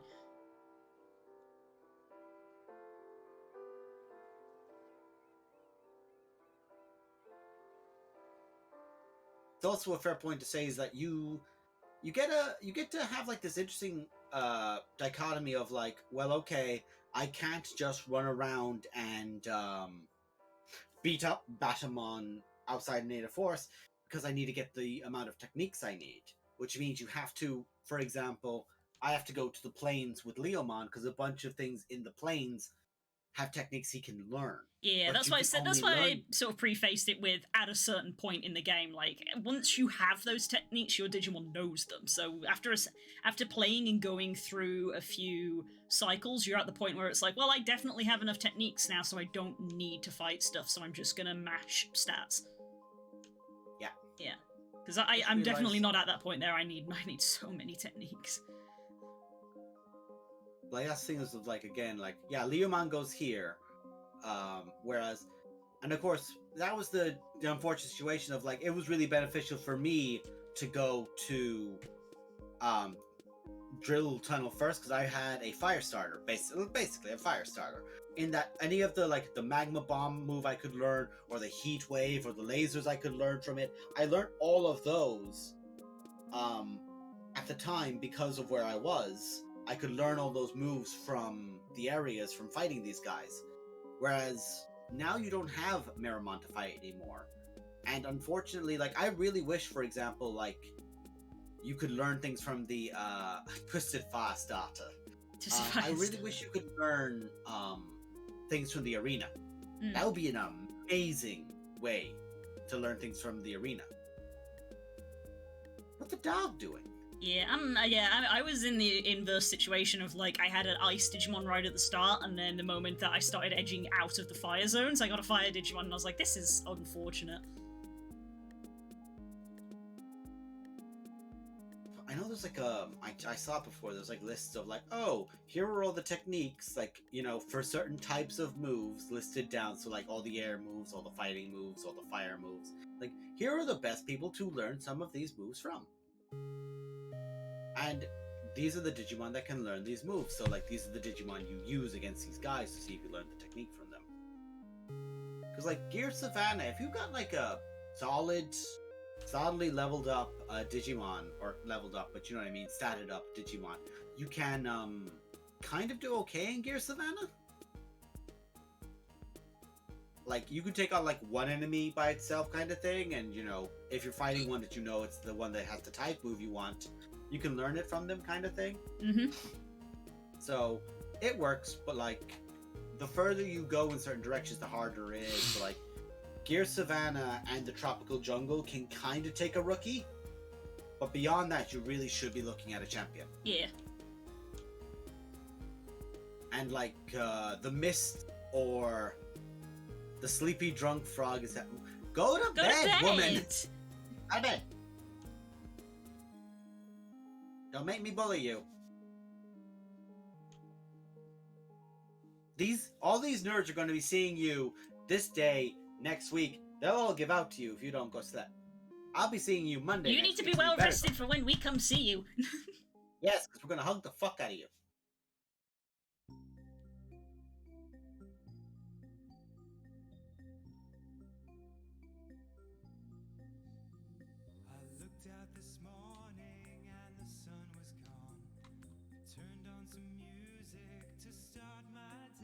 Fist of the Beast King. But I love that. I love Fist of the Beast King. Talk about a fucking awesome, unique Digimon move. Oh shit! Oh no! Oh no! I learned counter.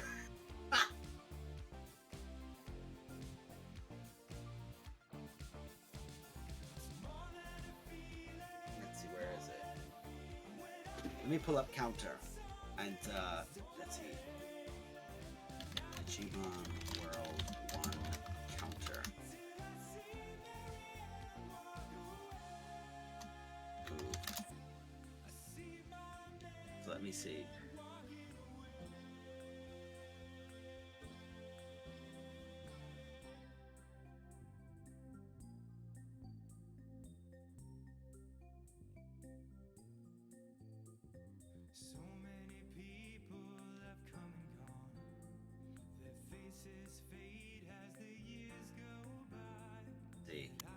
Move list. Technique guide. There we go.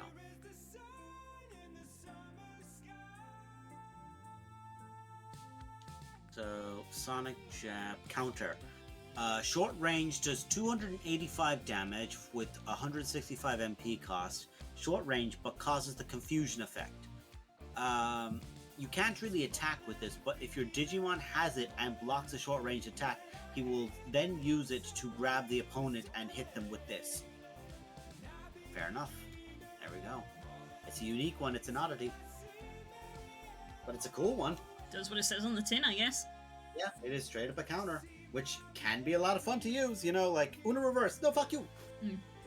It's a shame that it's a shame that it seems like it's a flat damage instead of like based on how much damage you took. Yeah. Or like what you would have taken if you blocked. So it's as effective against a rookie as it would be against an ultimate because it's just flat damage, which is a bit of a shame. Yeah, bit of a shame. It would be hilarious as like a fair point to measure of like, okay, here's your Super Megaton Punch coming in from this guy, and let's say you counter and you do double damage. Let's just say double damage. Like, that's fine for like a Megaton Punch. That turns a Megaton Punch, which is usually like 300 to 400 damage, back on someone as a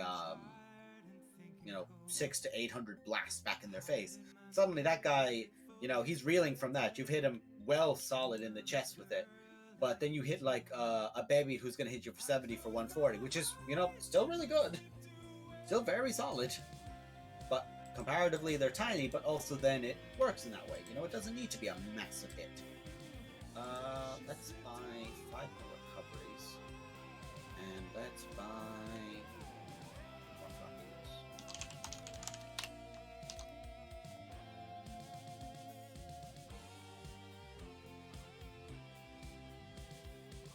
Thank you, Biomon. Yeah. Also, as much as... Here's one for you, because I found this interesting thinking back to it, because of course I mentioned that, obviously, Andromon is one of my favorite Digimon, and Andromon is my favorite for the same merit that Angemon is, in that Andromon was an ultimate Digimon who could floor practically anyone except Megas, and only Megas could challenge, like, of course, we have encountered, like, the... I'm gonna forget his name, but I think, like, Machine Dramon, or, like, whatever way his name is, the Dark Master who was a fucking terror. Yeah. Was, like, the first time you ever see Andromon on the back foot is against him. Which, you know, makes sense, considering that's probably one of the most dangerous Digimon in existence, and, of course, it should be able to test him. Yeah. But then it's like... The next thing you see that can even remotely challenge him is Paimon, who has just wiped out 2 Megas by himself in Metal Garurumon and War Greymon. So, like, he's got that merit to him. But, like, before he had that, I guess you could very easily say Leomon would have been my favorite, because, I mean, Lion literally uses a sword in the anime, is the valiant hero. Fist of the Beast King is still the coolest fucking move in the entire world. And the whole shtick of him, oh shit. I entered him into a D-class thing. Go. Fist of the Beast King is, of course, a sick fucking move. Mm-hmm. And, like, I remember in the anime, he had, like, a bunch of gears put into him by Devimon, and he just became, like, this mega monster. And just Fist of the Beast Kinged everything. It was the coolest. A little kid, me, was looking at that going, yeah, so cool. He's the coolest guy in the whole world. So, I even love Ogremon by that same metric. I love Ogremon because he was a good rival to Leomon.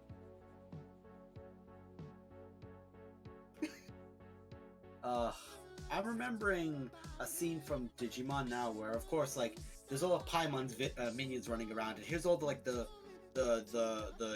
mook and the worthless kind of Digimon that are helping out the Digidestined. And there's this very particular moment where, like, Ogremon watches them, like, they do, like, the running from one side of the screen to the other of, like, get him, run away, and they're just doing it each other back and forward. Then it's just, like, the next time it pans over, Ogremon is chasing the villains, like, fuck it, I'm Ogremon, I'm right here, I'm gonna fuck all of you up. It's like, oh yeah, Ogremon's a brick house, he's just gonna run these guys through. Of course he would, it makes sense. So it's just hilarious to see, and I loved Ogremon. He was a dirty bastard, but he was a fun dirty bastard. I love those kind of fun, like, a fun mook villain. Not mook, it's not fair. A henchman villain.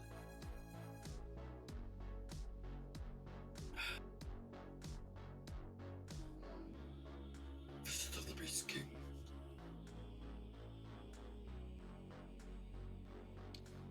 Do you remember? Oh, you don't know about Bancho Leomon, do you? Because you haven't watched any of the later anime. Bancho Leomon. Boncho, I think it is. So, like, Honcho, but B instead of... Oh my god, what on earth is that? Yeah, there we go. There we go. That's, the fuck is that? That's an alternate Mega Evolution for Leomon. Fuck off, that's Joestar! That's Jojo! Yeah, that's an alternate Mega Evolution to Leomon if they were like, what if we had Leomon, but just made him more Leomon? I prefer Saber Leomon as a Mega, but that's a thing that you probably didn't know existed, because it's from a later anime. I'm sorry, but that's just straight up JoJo's Bizarre Adventure for Sona. That's all that is. That's a absurd. That's just a persona. I mean, that's Digimon. What do you expect? There's a million Digimon like that. I know, but still.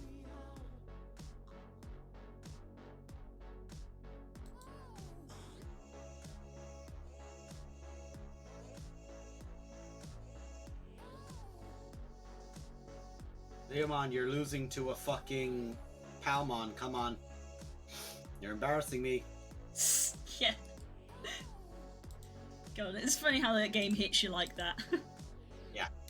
Just like, oh, we're doing fine against this boss monster, and then a random rookie walks up and it's like, why am I breaking a sweat over this fight? Yeah. It's because he's hitting you with the moves that are faster. Because the big guy has the big fuck-off moves that are devastating, but the little jabs are what get you. Speed is the god tier stat. Yeah. Speed is the god stat.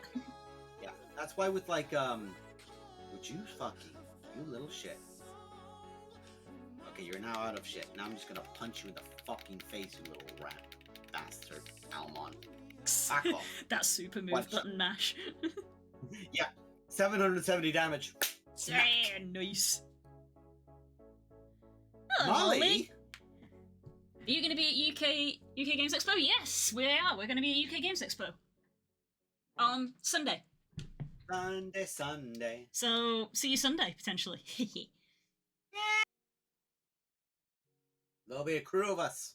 Yes, I'm gonna be bringing the squad this way. I gestured in the wrong direction. I'm gonna be bringing the squad. I will have an entourage with me, so in theory you'll see us coming. You'll hear me coming because I'm a loud bastard. I mean, we're all loud bastards. We're all gonna be in each other's presence physically, and it's the first convention that we've been to in about 4 years, so we're all gonna be loud, I think.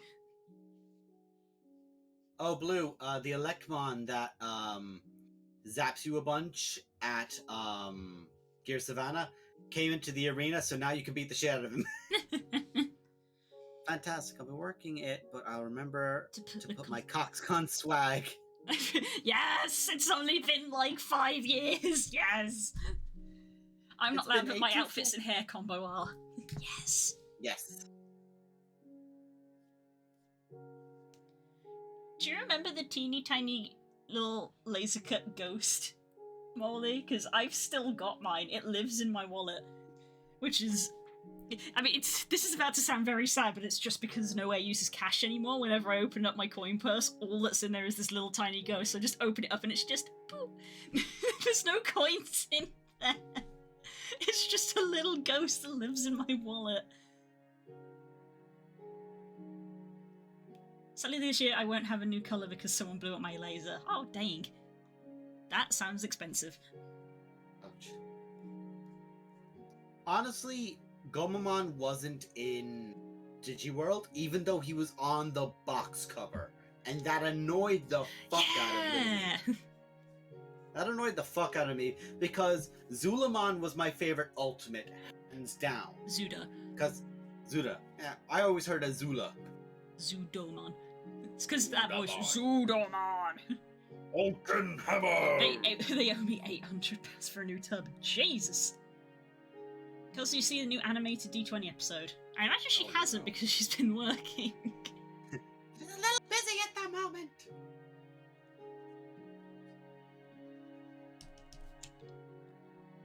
You, what layer are you on?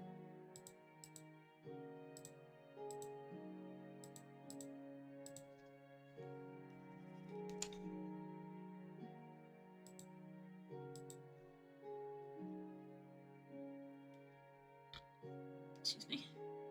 The magic plug. I just opened Trap out. Yes. So I lost to I'm surprised you're not working it with Gamety Blue. That's because I don't work there anymore, and that's all I'm saying on the matter. Yep. Mm-hmm. We're still friends.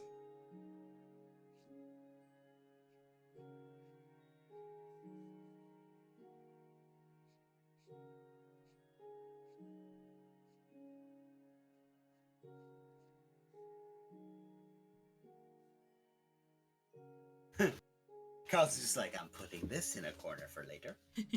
Gib.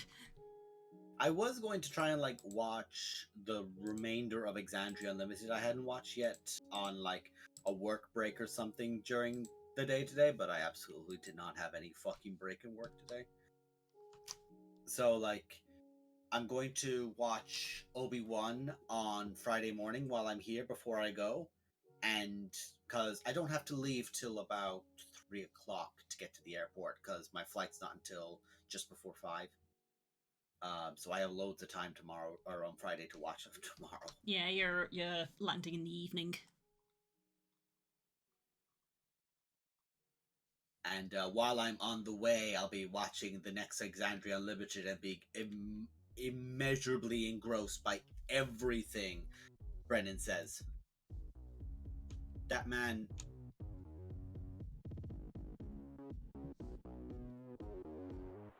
If you get a chance to chill for a while at the show, ask me about this. One of the regulars at my shop. I almost don't want to know, but that's the thing, is that we probably will actually have time to chat. So.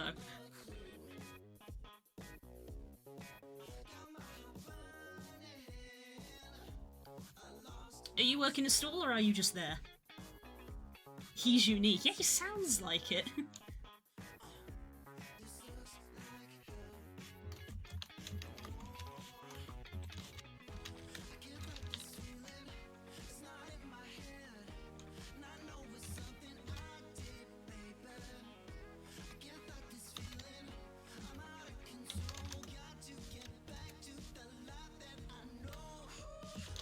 Looking for a stall, which one I don't really know yet, hazards of being a reliable worker.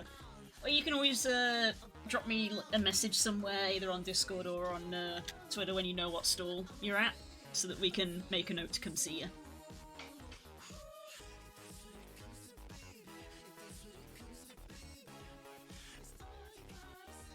Facebook! Ollie's here. He's going to be at UK Games Expo.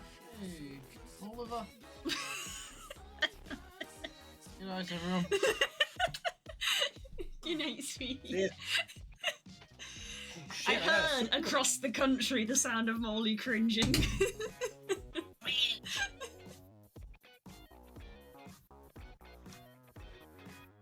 I got super recovery from Drildamon going out.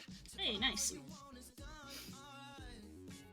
Also, yeah, that's also very telling on myself. I just talked about Zulamon there, and it's like, what about Zulamon? Zudo. Zudo. I kept saying Zulu because I thought it was Zulu was the correct Zudo. You could have gaslit me and swapped around them before. I wouldn't be able to remember anything about it.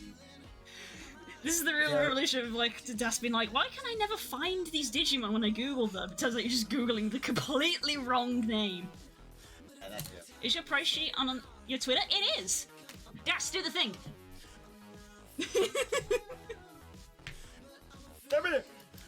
Also, I will say this, your thing for Twitter doesn't put the link to Twitter, it just acts. Yeah, no, it doesn't let me put a link in it. Anyway, I have two Twitters. One is this one directly underneath my face, which is where I just ramble about stuff, and then the one down in that bottom corner there is where I do art things. That one. Thank you. Yes, I have a price list there. You can message me on Twitter and DM me, whatever, email me, whatever. I take commissions. Yes. Yes, I have previously gotten commission work from her myself, and It's on the commission. It's on that commission list. Why, yes. If you happen to click that link, you will in fact see what we are referring to. On my price list, you can see the example of Das's commission that he did for me. I keep pointing at the wrong side because the camera is reversed. Dragon. I like dragon. It is of a dragonborn barbarian, which I've been dying to get back to playing. I can't wait to play that motherfucker again. It's gonna be so good.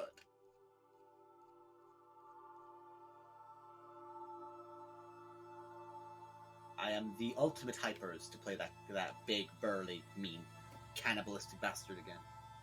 I like playing big, angry boys. Also, something very obvious about my tells.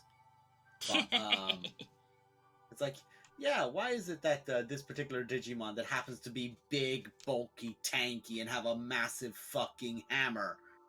What about that could infer anything about how Daz is going to do anything in the future with any of their character designs?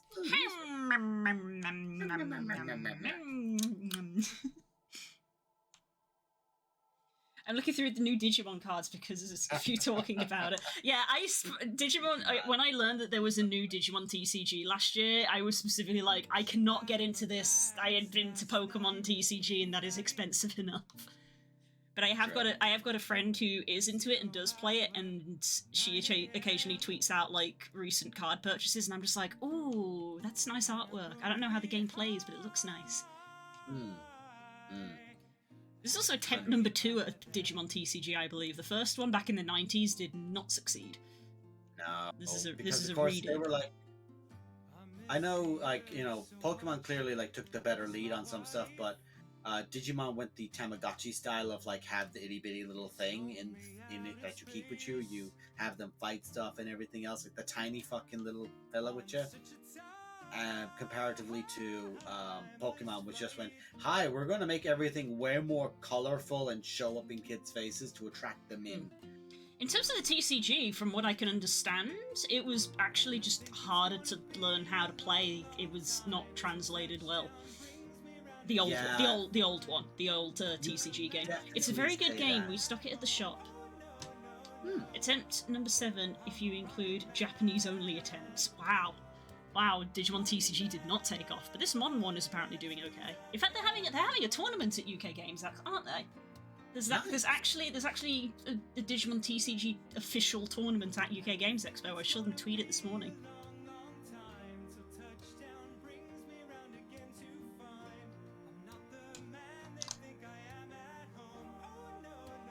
Okay, there's some shading on these boys.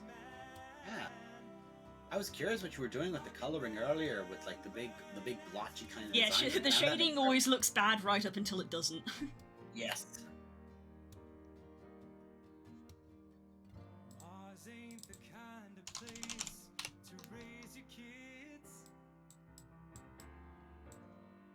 Oh, I see. Right, so you'd have like one turn of having War Greymon out to do this amazing thing, and then just what? I'm back to Hagamon now. Big issue with the old English ones, you had to if you Digimon every turn. Oh right, I see. I can see why that would be a massive problem. Yeah. That makes sense. I don't know if there's any of those. Nah, let's go punch some people. Digimon. Champions. All champions too. They're the world.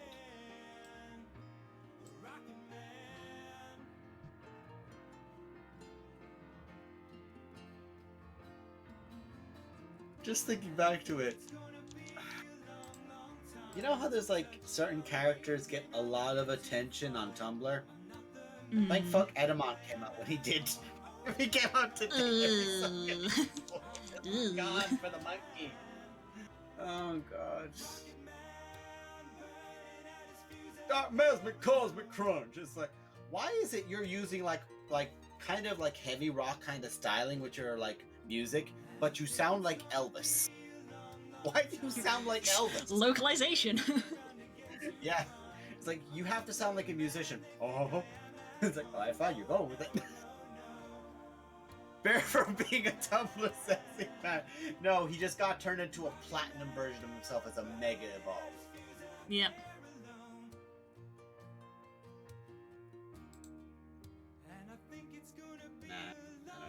Nah, sexy man.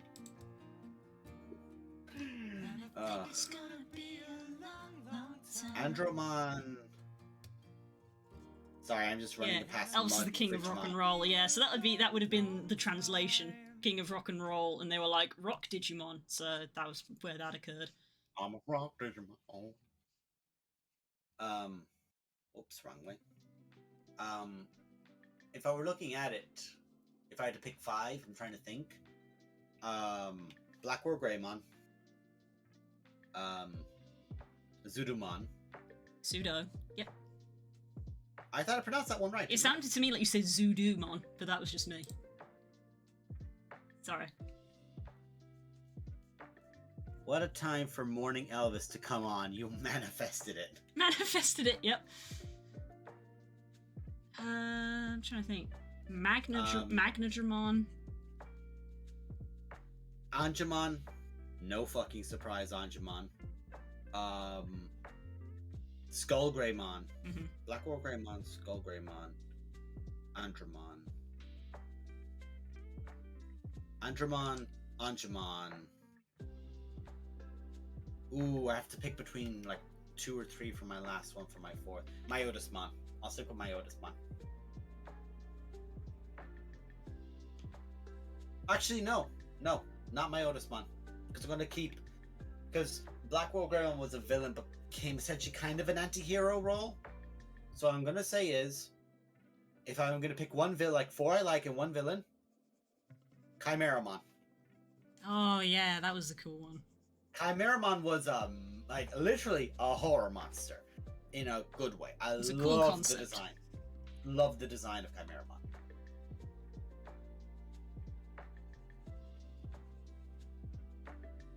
Especially where more and more they kept appearing, they stopped being the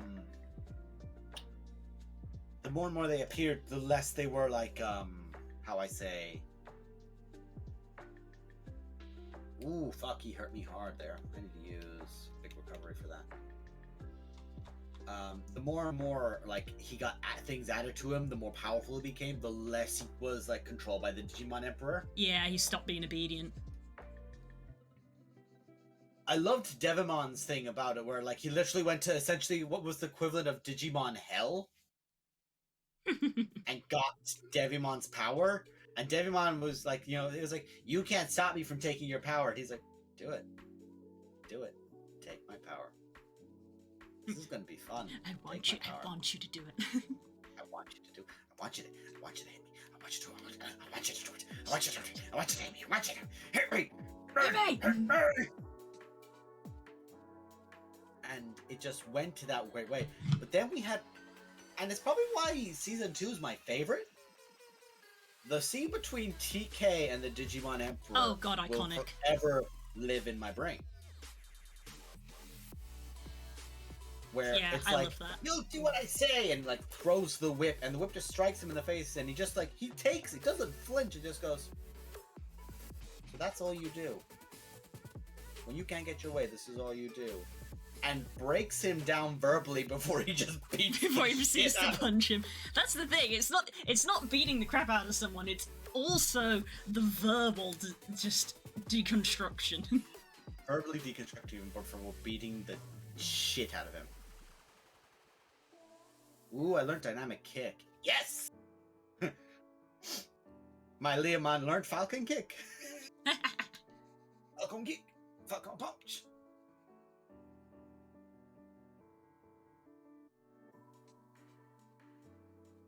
My favorite line from Digimon was, I am Demi Devimon. Just because I'm bad doesn't mean I'm evil. Huh.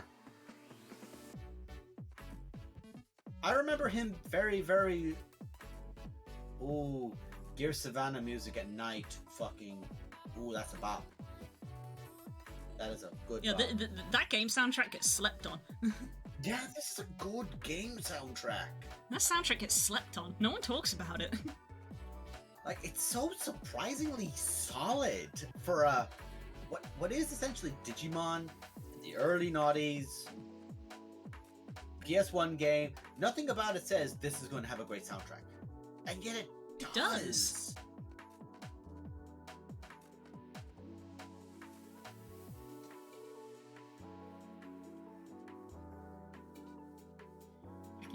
Squinting at microscopic pixels on my canvas. You. Be gone. There we go. What was the name of the Digimon Emperors? Because I'm forgetting his name. I'm actually forgetting his name because I can only remember him as that. Ken. What was the name of his Digimon? He had Wormmon was his partner. Wormmon. Yeah, Ken Wormmon. And Wormmon evolved into Stingmon. Paimon. Fucking, that was a cool design. X-Vemon. I just remember X-Vemon. Vemon. I actually kind of like X-Vemon. I like Vemon's line. X-Vemon, yeah, Vemon's got a good line. But there's like this funny thing of like, okay, so who's gonna be the Digi-Destined, like the first Digi-Destined, like the Courage Digi-Destined, the first one was Agumon, the iconic character. He essentially is the Charizard of Digimon. And in my opinion, is infinitely cooler. He's got a bunch of forms, but these forms are different, and they change on like, oh, this is what happens when you train one poorly, this is what happens when you train one well, this is what happens when you do a sacrifice with your one, and you both become more powerful. Yada yada yada. It's like, who's gonna replace that character? Hey, I'm a guy, I'm a Digimon, I'm a headbutt. I'm just a dude. He doesn't even. It's funny because he's like one of the few Courage Digimon that actually doesn't have fire element. He only actually gets flame stuff when he evolves. Vemon himself cannot breathe fire. No. He literally just punches people. He's purely physical. Yeah, he's pure fighting. Which again, when it comes to the immense, like, oh god, Myotismon's fear is like literally nearly infecting these people. They're too terrified to do anything, and he's just there taunting, and just X-Vemon bolts at him and just fucking decks it. Punch. It's like what happens when you are immune to fear. Ah! Fuck you and your fear effect. Punch. Thane at Morrowind. If he has to punch her alone, he is so dead.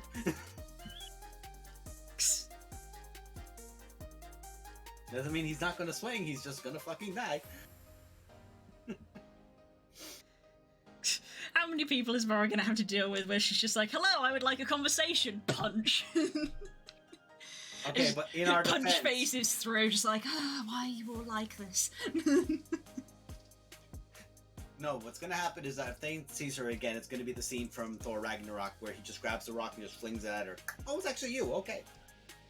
It's like, gotta find out. It's like, just before we do anything else, shunk. Okay, it's actually you, alright. Or it's like, someone goes, oh my god, it's Mara, and someone begins casting a spell, saying like, just listen, hang on, rock.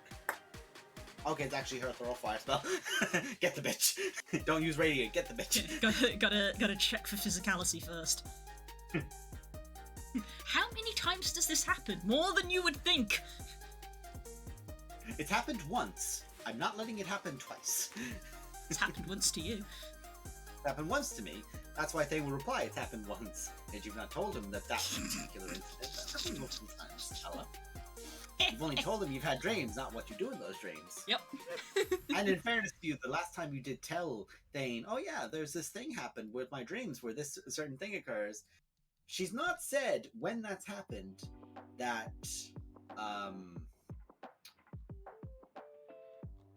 when you described it last, like, oh yeah, he can't move, or she couldn't move in that particular moment. It's like, okay, yeah, that's where she couldn't move in that moment. That's where Thane's brain was like, oh yeah, she can't move. But instead, you're like, oh no, I could move freely quite a lot, and I killed several things. And when she let me move, I bit her a bunch. I'm like, that's worse. Why are you doing that? Because that's what she wants you to do. Everybody on the planet at the same time. Why are you the way you are? The gestures at Mara. Gestures at Mara, gestures at Tala. Fucking stop it! You just vaguely gestured at me. It's like, exactly, stop it! Stop all of this. You just pointed at all of me. Yes! Love that girl, but... It's like, Thane looking at this like, the moment we come out of this arc, you're getting therapy, you're getting therapy, you're getting therapy, everyone's healing. And everyone goes, that's fine, you first, bitch. It's like, wait. Yep. Uno reverse. It's like, hold on a second here. I have to go. My arc's coming. My personal backstory arc is coming. You can all wait. Get your therapy, because I need your therapy to help me. Chain therapy. I cast a new spell, I call it chain therapy. It's like calm emotions combined with chain lightning. In fairness, calm emotion is an AoE already, so I'd say it's alright.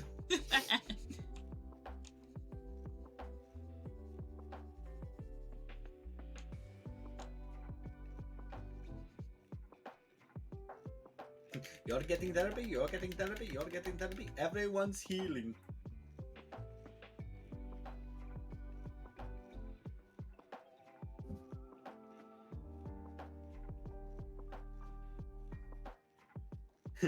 All right, every one of you, all of us are getting therapy. Everyone goes, Thane, you do realize that also involves you. Wait. I would like to retract my statement. Retract, amend, resend.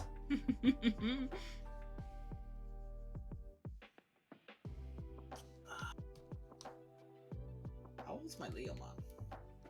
11. Fuck, he's getting old. Until he's 15. Basically. He's not getting anywhere. Like, he could, but I'm not going to make him get anywhere where he'd be able to be... Like, I'd have to make so many mistakes, or I'd have to make him so perfect and strong. I'm doing neither of those. Gabumon! I found Gabumon. He's in the Misty Forest. But I do remember... It's like, oh, it's a Gabumon in the Misty Forest. That's fine. That's okay. It's just a Gabumon. He's like Agumon, right? You could just take him on. He's got 2,000 health. Why their boss music? Yeah. But it's fine anyway, because I just ran up, hit him, and it's just like, he's now paralyzed. Now run up and punch him again.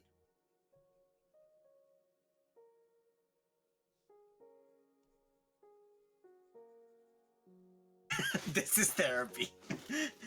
Yeah. We're all getting therapy. Walking Josiah therapy. picks up Hurry by the throat. Here is therapy.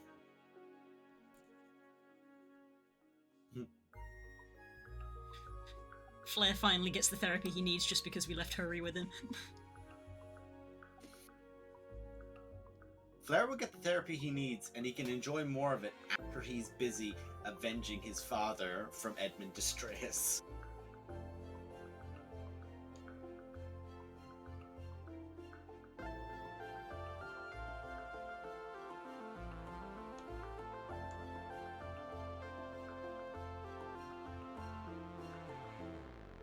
We're not going to force you to go. That makes you want to go. Goodbye!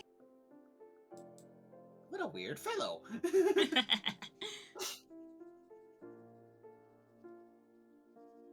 Right. As a note, we are 5 past 11. Oh, we are, wow. And here I hope to get this finished today, but it is closer. Much closer. I brought 4 porta potties for this reason.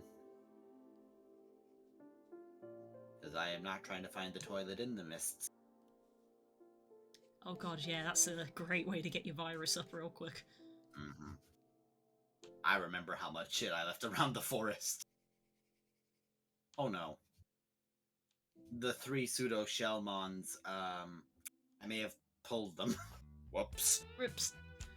I like how the chat was like, you could do them, and I was like, no! The thing is that you can kind of do them if they all do damage to themselves. Because they do damage to each other, and they can confuse each other.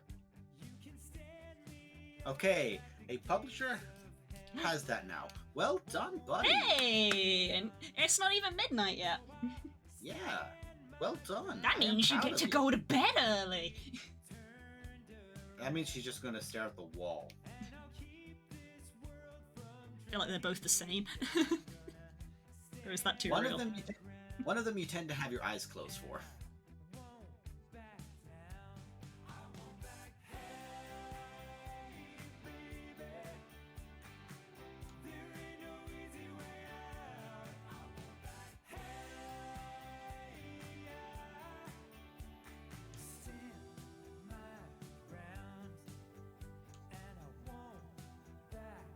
First of all, Blue, how dare you be concerned? See?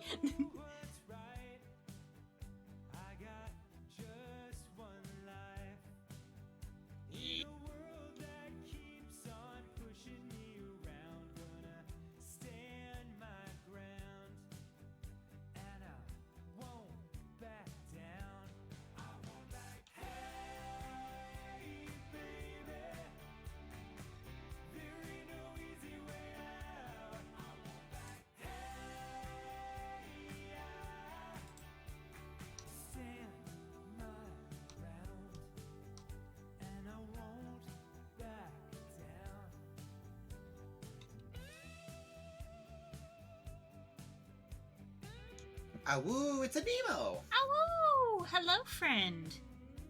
Beloved friend. Oh, that's hilarious, Blue. I knocked out one of the Shellmon, but it's lying down, but its eyes are still open, so it's like... Help me. Fight over. Help me. Yeah, whenever I see that, I'm always just like, they're just on the floor, and they're just like, maybe if we don't move, they'll leave us alone. Okay, everyone, don't move.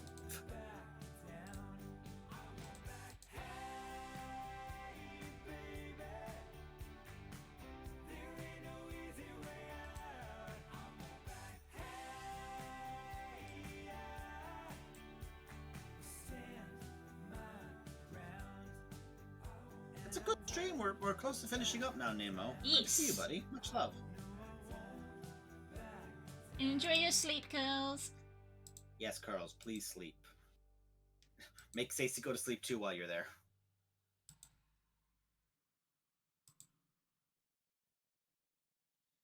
Does that mean you've completed everything you set out to? I think she's got one thing left.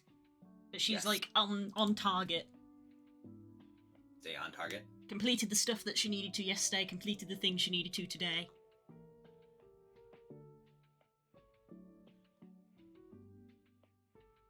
One more. One more. Okay, that was actually a really hard fight. They did give 2,400 bits, though. Nice. But I'm now out of MP. Less nice. Yeah. So now we have to dodge all the way back to... Because I can run away from most fights, but I can't run away from, like, say, anything that's a unique encounter. But thankfully, I think there's no unique encounters between me and going home. I can just book it. Because I got Bergermon, Leomon I can't get till I get 50.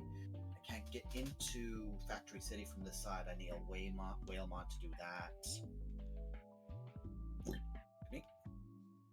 Oh yeah, that's right. That grass can disappear, but it's not disappeared yet. Yeah, I'm just braining stuff right now. I have to do stuff in the frozen lands, and actually, that's a fair point. Leomon is a vaccine. He can't go to the sanctuary. I could do the sanctuary. For fuck's sake. I walked up to one of the bug boys. Also, it's fair enough to say that the Shellmon, the only reason I beat them was because they ended up save for me. The Shellmon used AoEs that hurt each other. Ah. A lot of the late game enemies tend to do that, where they have big fancy moves, which is why good defense is very important, because if you can block them, like say there's one for Ogremon's next fight that you're going to go into, like there's a Titanic, like really obvious, like, oh god, this looks like it's gonna really hurt effect, and if you block it and everyone else takes it, it could like wipe out the henchmen Ogremon has. You can really chunk Ogremon. You know, there's things like that you can consider with it. Good to know. Like, there's things of it as well. Like, it's why stacking up a lot of healing is very good, because you don't need to do a lot of damage. You don't need to do a lot of damage to them. What you need to do is survive their the damage they do to each other, which is surprisingly difficult. But if you have a decent defense and you can like block one or two major moves, or as I mentioned earlier, when you get knocked down by someone doing like a lighter attack and then a heavy attack sweeps and hits everyone, you're down, so you technically have iframes hilariously. Yeah, there are iframes in this game. I have learned. Who would have thought that fucking 11-year-old me would be exploiting iframes? Yeah. What is I actually get really irritated from my attack that gives flat, because the animation of a Digimon becoming flat has iframes.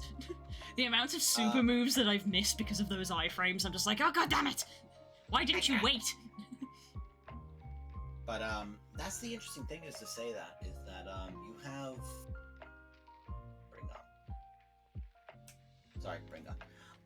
you have when you get your intelligence up high enough, you can use essentially like evade, which is like, just don't attack, move away. Which if you have an idea of like, oh yeah, this enemy is just going to run at you, doing these weak attacks, just walk away. When you have like 300 brain, I think it is, you can get them to run away or change target. So if you've made one of them go flat, change target to aim at the other guy, and you'll be hitting them with everything you've got. Yeah. Like I remember with Centaurimon, because of course Centaurimon has a higher base int naturally. When I did give them brain chips and they got up to, I trained them, they got up to 300. Like throwing out one spell that did a CC on one enemy and then immediately turning around and like change targets, hit another guy. I think Kale had a high enough defense when he was when he was Garurumon. I did have change target when he was Garurumon, which was useful.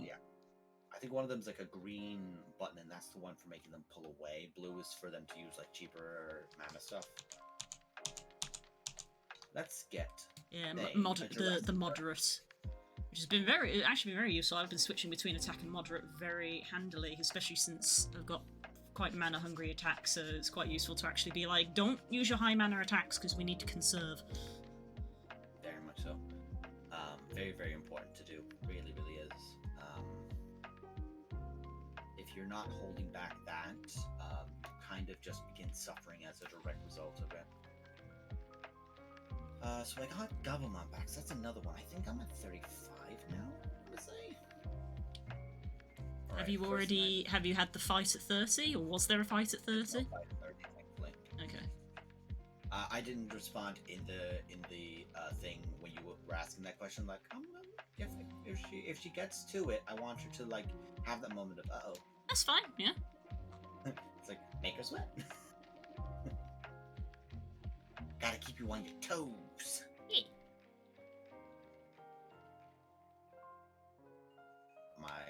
Do not drop fucking.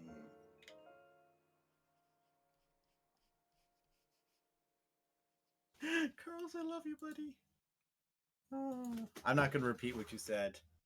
Oh my god. Okay, so I had only seen the message she sent me. I didn't see the image she sent unattached, so I'm just have to go, oh buddy, yeah, okay, you're nervous about stuff. Yeah, that's good. And then I see what she has, and I'm like, oh fuck, that's what you wrote? Oof. Curls, please have a copy of that. Ooh. Did you also get sent the exact same thing? Yeah. I wasn't sure I got sent the same thing. I literally just tabbed over to my Discord and I was like, I haven't checked my Discord because Discord doesn't beep when I'm streaming. Especially for Curls to have written. Curls, I don't think you can understand. I am as excited for that as I am for seeing new D&D content from Brennan of like, yes, oh god, this is amazing. I'll really hype person I know. Inject into my veins. Yes. Literally, straight up, like just here is high quality, good chef kiss shit. Go. You two should already be in bed. Both of you should be asleep.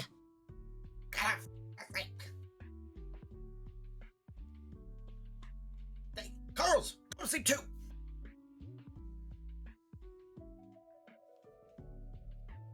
Witch, take the frog and go to sleep. Take your frog familiar and go to sleep.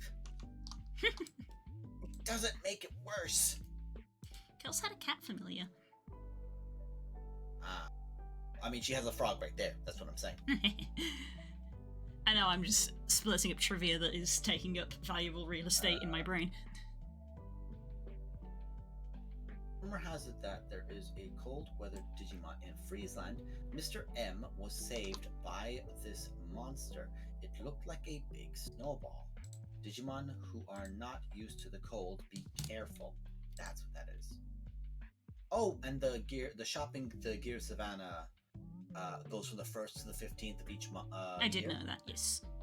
But anything that you've gotten stolen from you from fights is there. Appears there. You can get it from. Nice. He's got like stuff from it. I'm waiting for the anxiety to burn up. Yeah, no, that's fair. I get you. Yeah, you gotta chill for a minute. That's fair. That's valid. Deflate. Deflate. Breathe. Yes. Just breathe. Just breathe. Um. Yeah. The thing about what the guy who was telling you to go to what I think the guy who was telling you to go to the jungle for was, or the snow place for you. Put on the jellyfish cap and lay down till slumber take to ye. Jellyfish cam time. But I think he was trying to get you to go there with Garurumon, because if you go there with Garurumon, at a particular point in the day when you're in there, there's a chance of you encountering a powerful ice-based Digimon. Not because you have Garurumon, but being with Garurumon makes it easier to find him because you can last in the weather longer. But the thing about it is that that one there, where it's the Digimon that saves you, that Digimon will only appear if your Digimon is sick and passes out in the cold. Oh, I don't want to do that. Yeah, you literally have to have like it's useful if you're like making a virus type that's not good in the cold, like from a rookie or like very dark. But I remember a guide literally says, take a baby and bring it up there. It will get cold, it will get sick, and it will then be unwell, and then will pass out and need to be rescued. And I'm like, firstly, you were on several lists now. Secondly, no. No, I don't want to do that. It does get you another restaurant option, so. So you go through all that just for food? Yeah. You used me for menu options?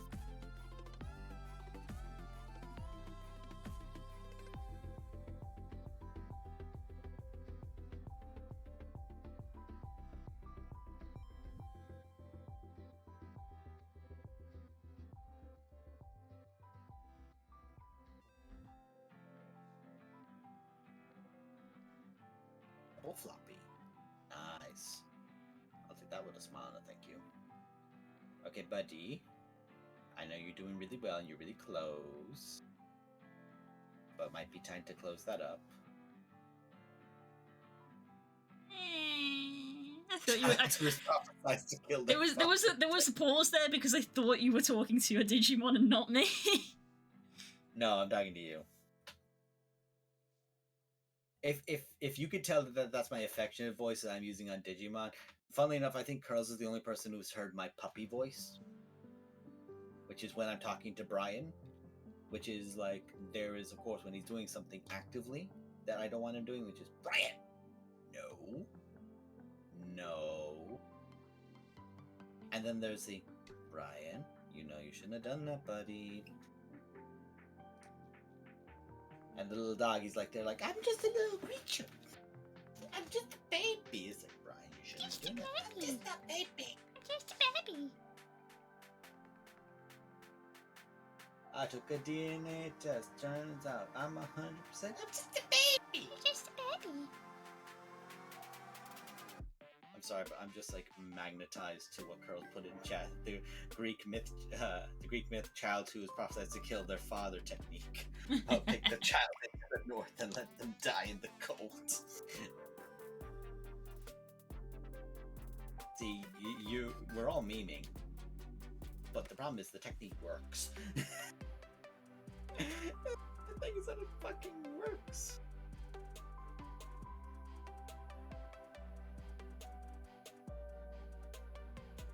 Ooh, I just got a really good neck crack there.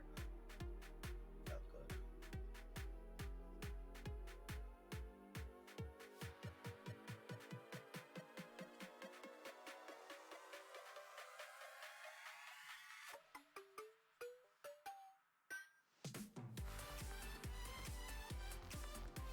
Oh god, that's fucking adorable. When Leomon gets tired and he's like doing his like walk thing, he literally just like slumps his shoulders forward like, I'm tired, I want a nap. So he's a lazy boy.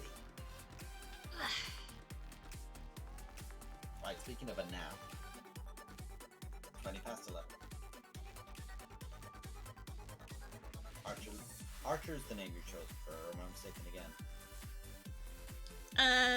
As I said, this isn't technically... This isn't my Arcanine, so it's not Archer, it's just a Arcanine.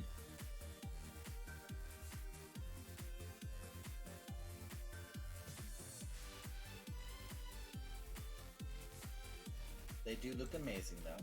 Thank you. It gives me peak, the episode where all the Pokemon were away from their trainers, so they just, like, were interacting with each other, and they were clearly, like, saying, like, having dialogue with each other, but the only person we had that was for a point of contact was Meow. Yes. Fucking Thomas. It's weirdly a slice of life episode. Yeah, slice of life's episode in Pokemon, it was. Work. Oh. Amazing.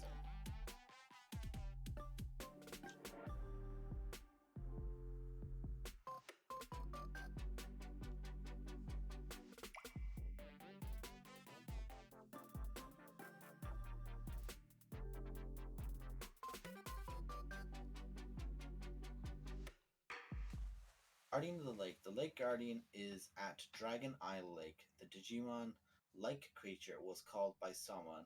Can this guardian make wishes come true? The UFO, but more info to follow. And then me driving off Pokemon.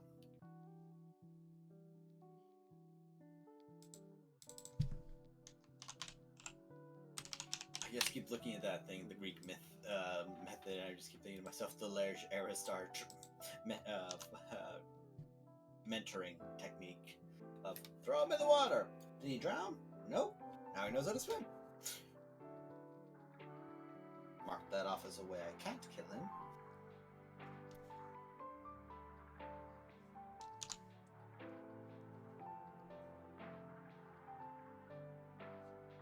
That is an interaction that I would pay to see. Is Tala seeing Large Aristar as like, oh, the poor bastard does not know what he's about to get.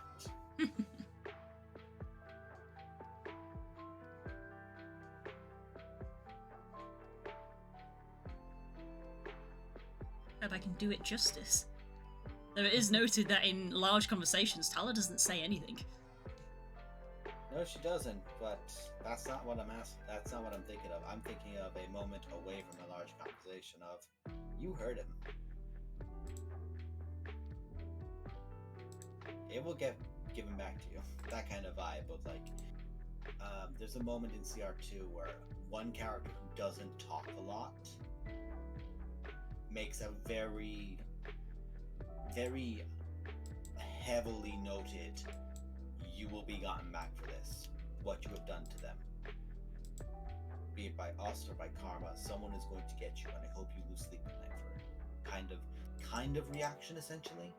Mm-hmm. And it's I love that kind of shit. Makes me feel really good. Tala doesn't need to say anything to do a murder, that is all that is required. Yeah. You guys get it. No, but that's the thing, is that Thane has that. Yeah, that's the memey answer. Tala doesn't actually do that in game. Please don't kill my dad.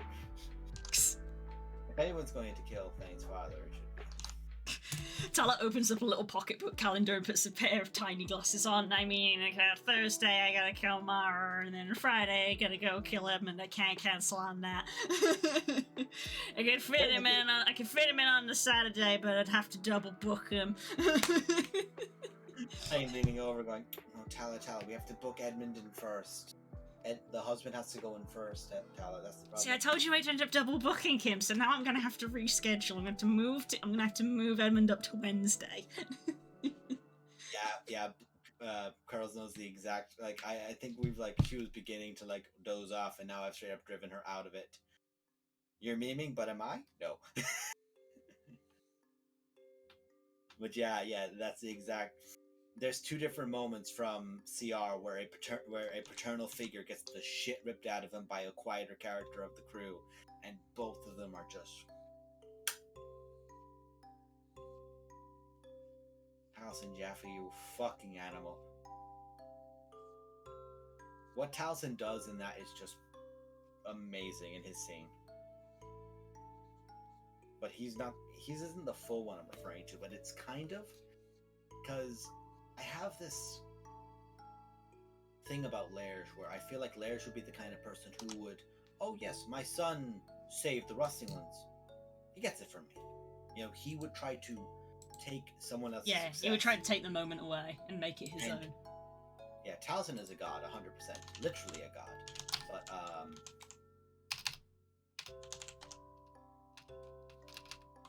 there's the thing of, like, I have that in my head. Like, Lairs would be the kind of person who would try to take away his child's success to make it his success. Which, you know, is a shit thing to do. But...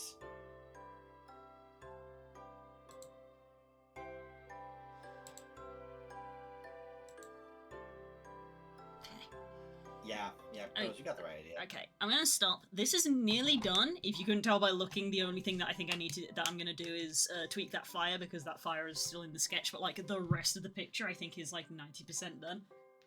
Is this going to be a Talamara table level of I'm going to put all the detail in this now, or are you content to leave it where it is when you I'm gonna leave the stream because it is late, and I mean with the drawing itself, are you content to just do a little bit to it to finish it off and be done with it, or is it going to be like the table where you're going to well, because this is technically a commission, I can't just work on it indefinitely for 6 months like I did with that. So with commissions I have to be a lot harsher and be like, this is a finishing point. So it's like, okay, I've done the lining, done the color, done the shading, done the background, put freaking vignette effect on it to bring it all together, done shading, blended it all in, got the light from the fire. The only thing in this picture that I think looks like trash is the fire, because it's not had any effort put into it. So literally just this, which, while that's probably only going to be half hour, I'm going to draw the line for my own health's sake and end the stream here. So this is probably the last you guys will see of this picture until it gets posted, because I'm not going to bother doing a half-hour stream just for that. So if you want to see the finished picture, you'll have to follow me on my Twitter. You can follow her over on her creative Twitter over here. And here's the plug for her other one, which look at that. We perfectly brought it around like a freaking content creator or something. What? Content Wild. creator. But yeah, I don't even even in the, aside from the table, I don't normally do backgrounds, so the fact that this is somewhat okay, I'm quite happy with it. It's definitely not like a major background, but like with the hint of the trees is like, I'm content with that. Yeah, it doesn't need much else. Is the thing, though. Yeah. But I'll finish up the fire, and then I'll send a thumbnail of it to the commissionee and get their feedback on it. So yeah. I might do this. Okay. It is time for everybody to go to sleep. Go to bed. We're all going to bed. Okay, as we briefly said at the start of the stream, and I'm going to reiterate it now, next couple of weeks, my schedule is up in the air. We may not even have art stream, which tugs at my heart terribly, because I haven't missed art stream for like a year and a half. But that is how it has to be. I am afraid that is how it has to be. You will have to check social media for what is happening with my streams. For now, we don't know when streams are going to be happening. So just, sorry. Depending on how much time I have, I may do a Digimon tomorrow, but I got stuff I gotta do, I got things I gotta prep, I got a busy couple of weeks ahead of me, so stream schedule is out the window. You'll have to follow me on Twitter and find out when I'm streaming. For now, I will see you when I see you. Everybody take a good, lovely, I did it again, a lovely long look at Das, because for all we know, next time art stream happens, Curls might be back. So we've really enjoyed having Das here, keeping us company. Thank you ever so much, friend, for filling in for Curls. I've loved having you here. We've had some great discussions, even if we haven't necessarily agreed on all of them. That's the point of a discussion, though. If everyone's agreeing, then it's just an echo chamber. It's a point of debate. We've had some interesting discussions, and we may see Das again in the future. If not on art stream, we will definitely see him back on D&D streams when those start up again. That is something that will also hopefully be happening probably in a month's time. Follow on social medias to find out. How many times have I got to say it, guys? Thank you very much for watching. Right, it's time to go to bed.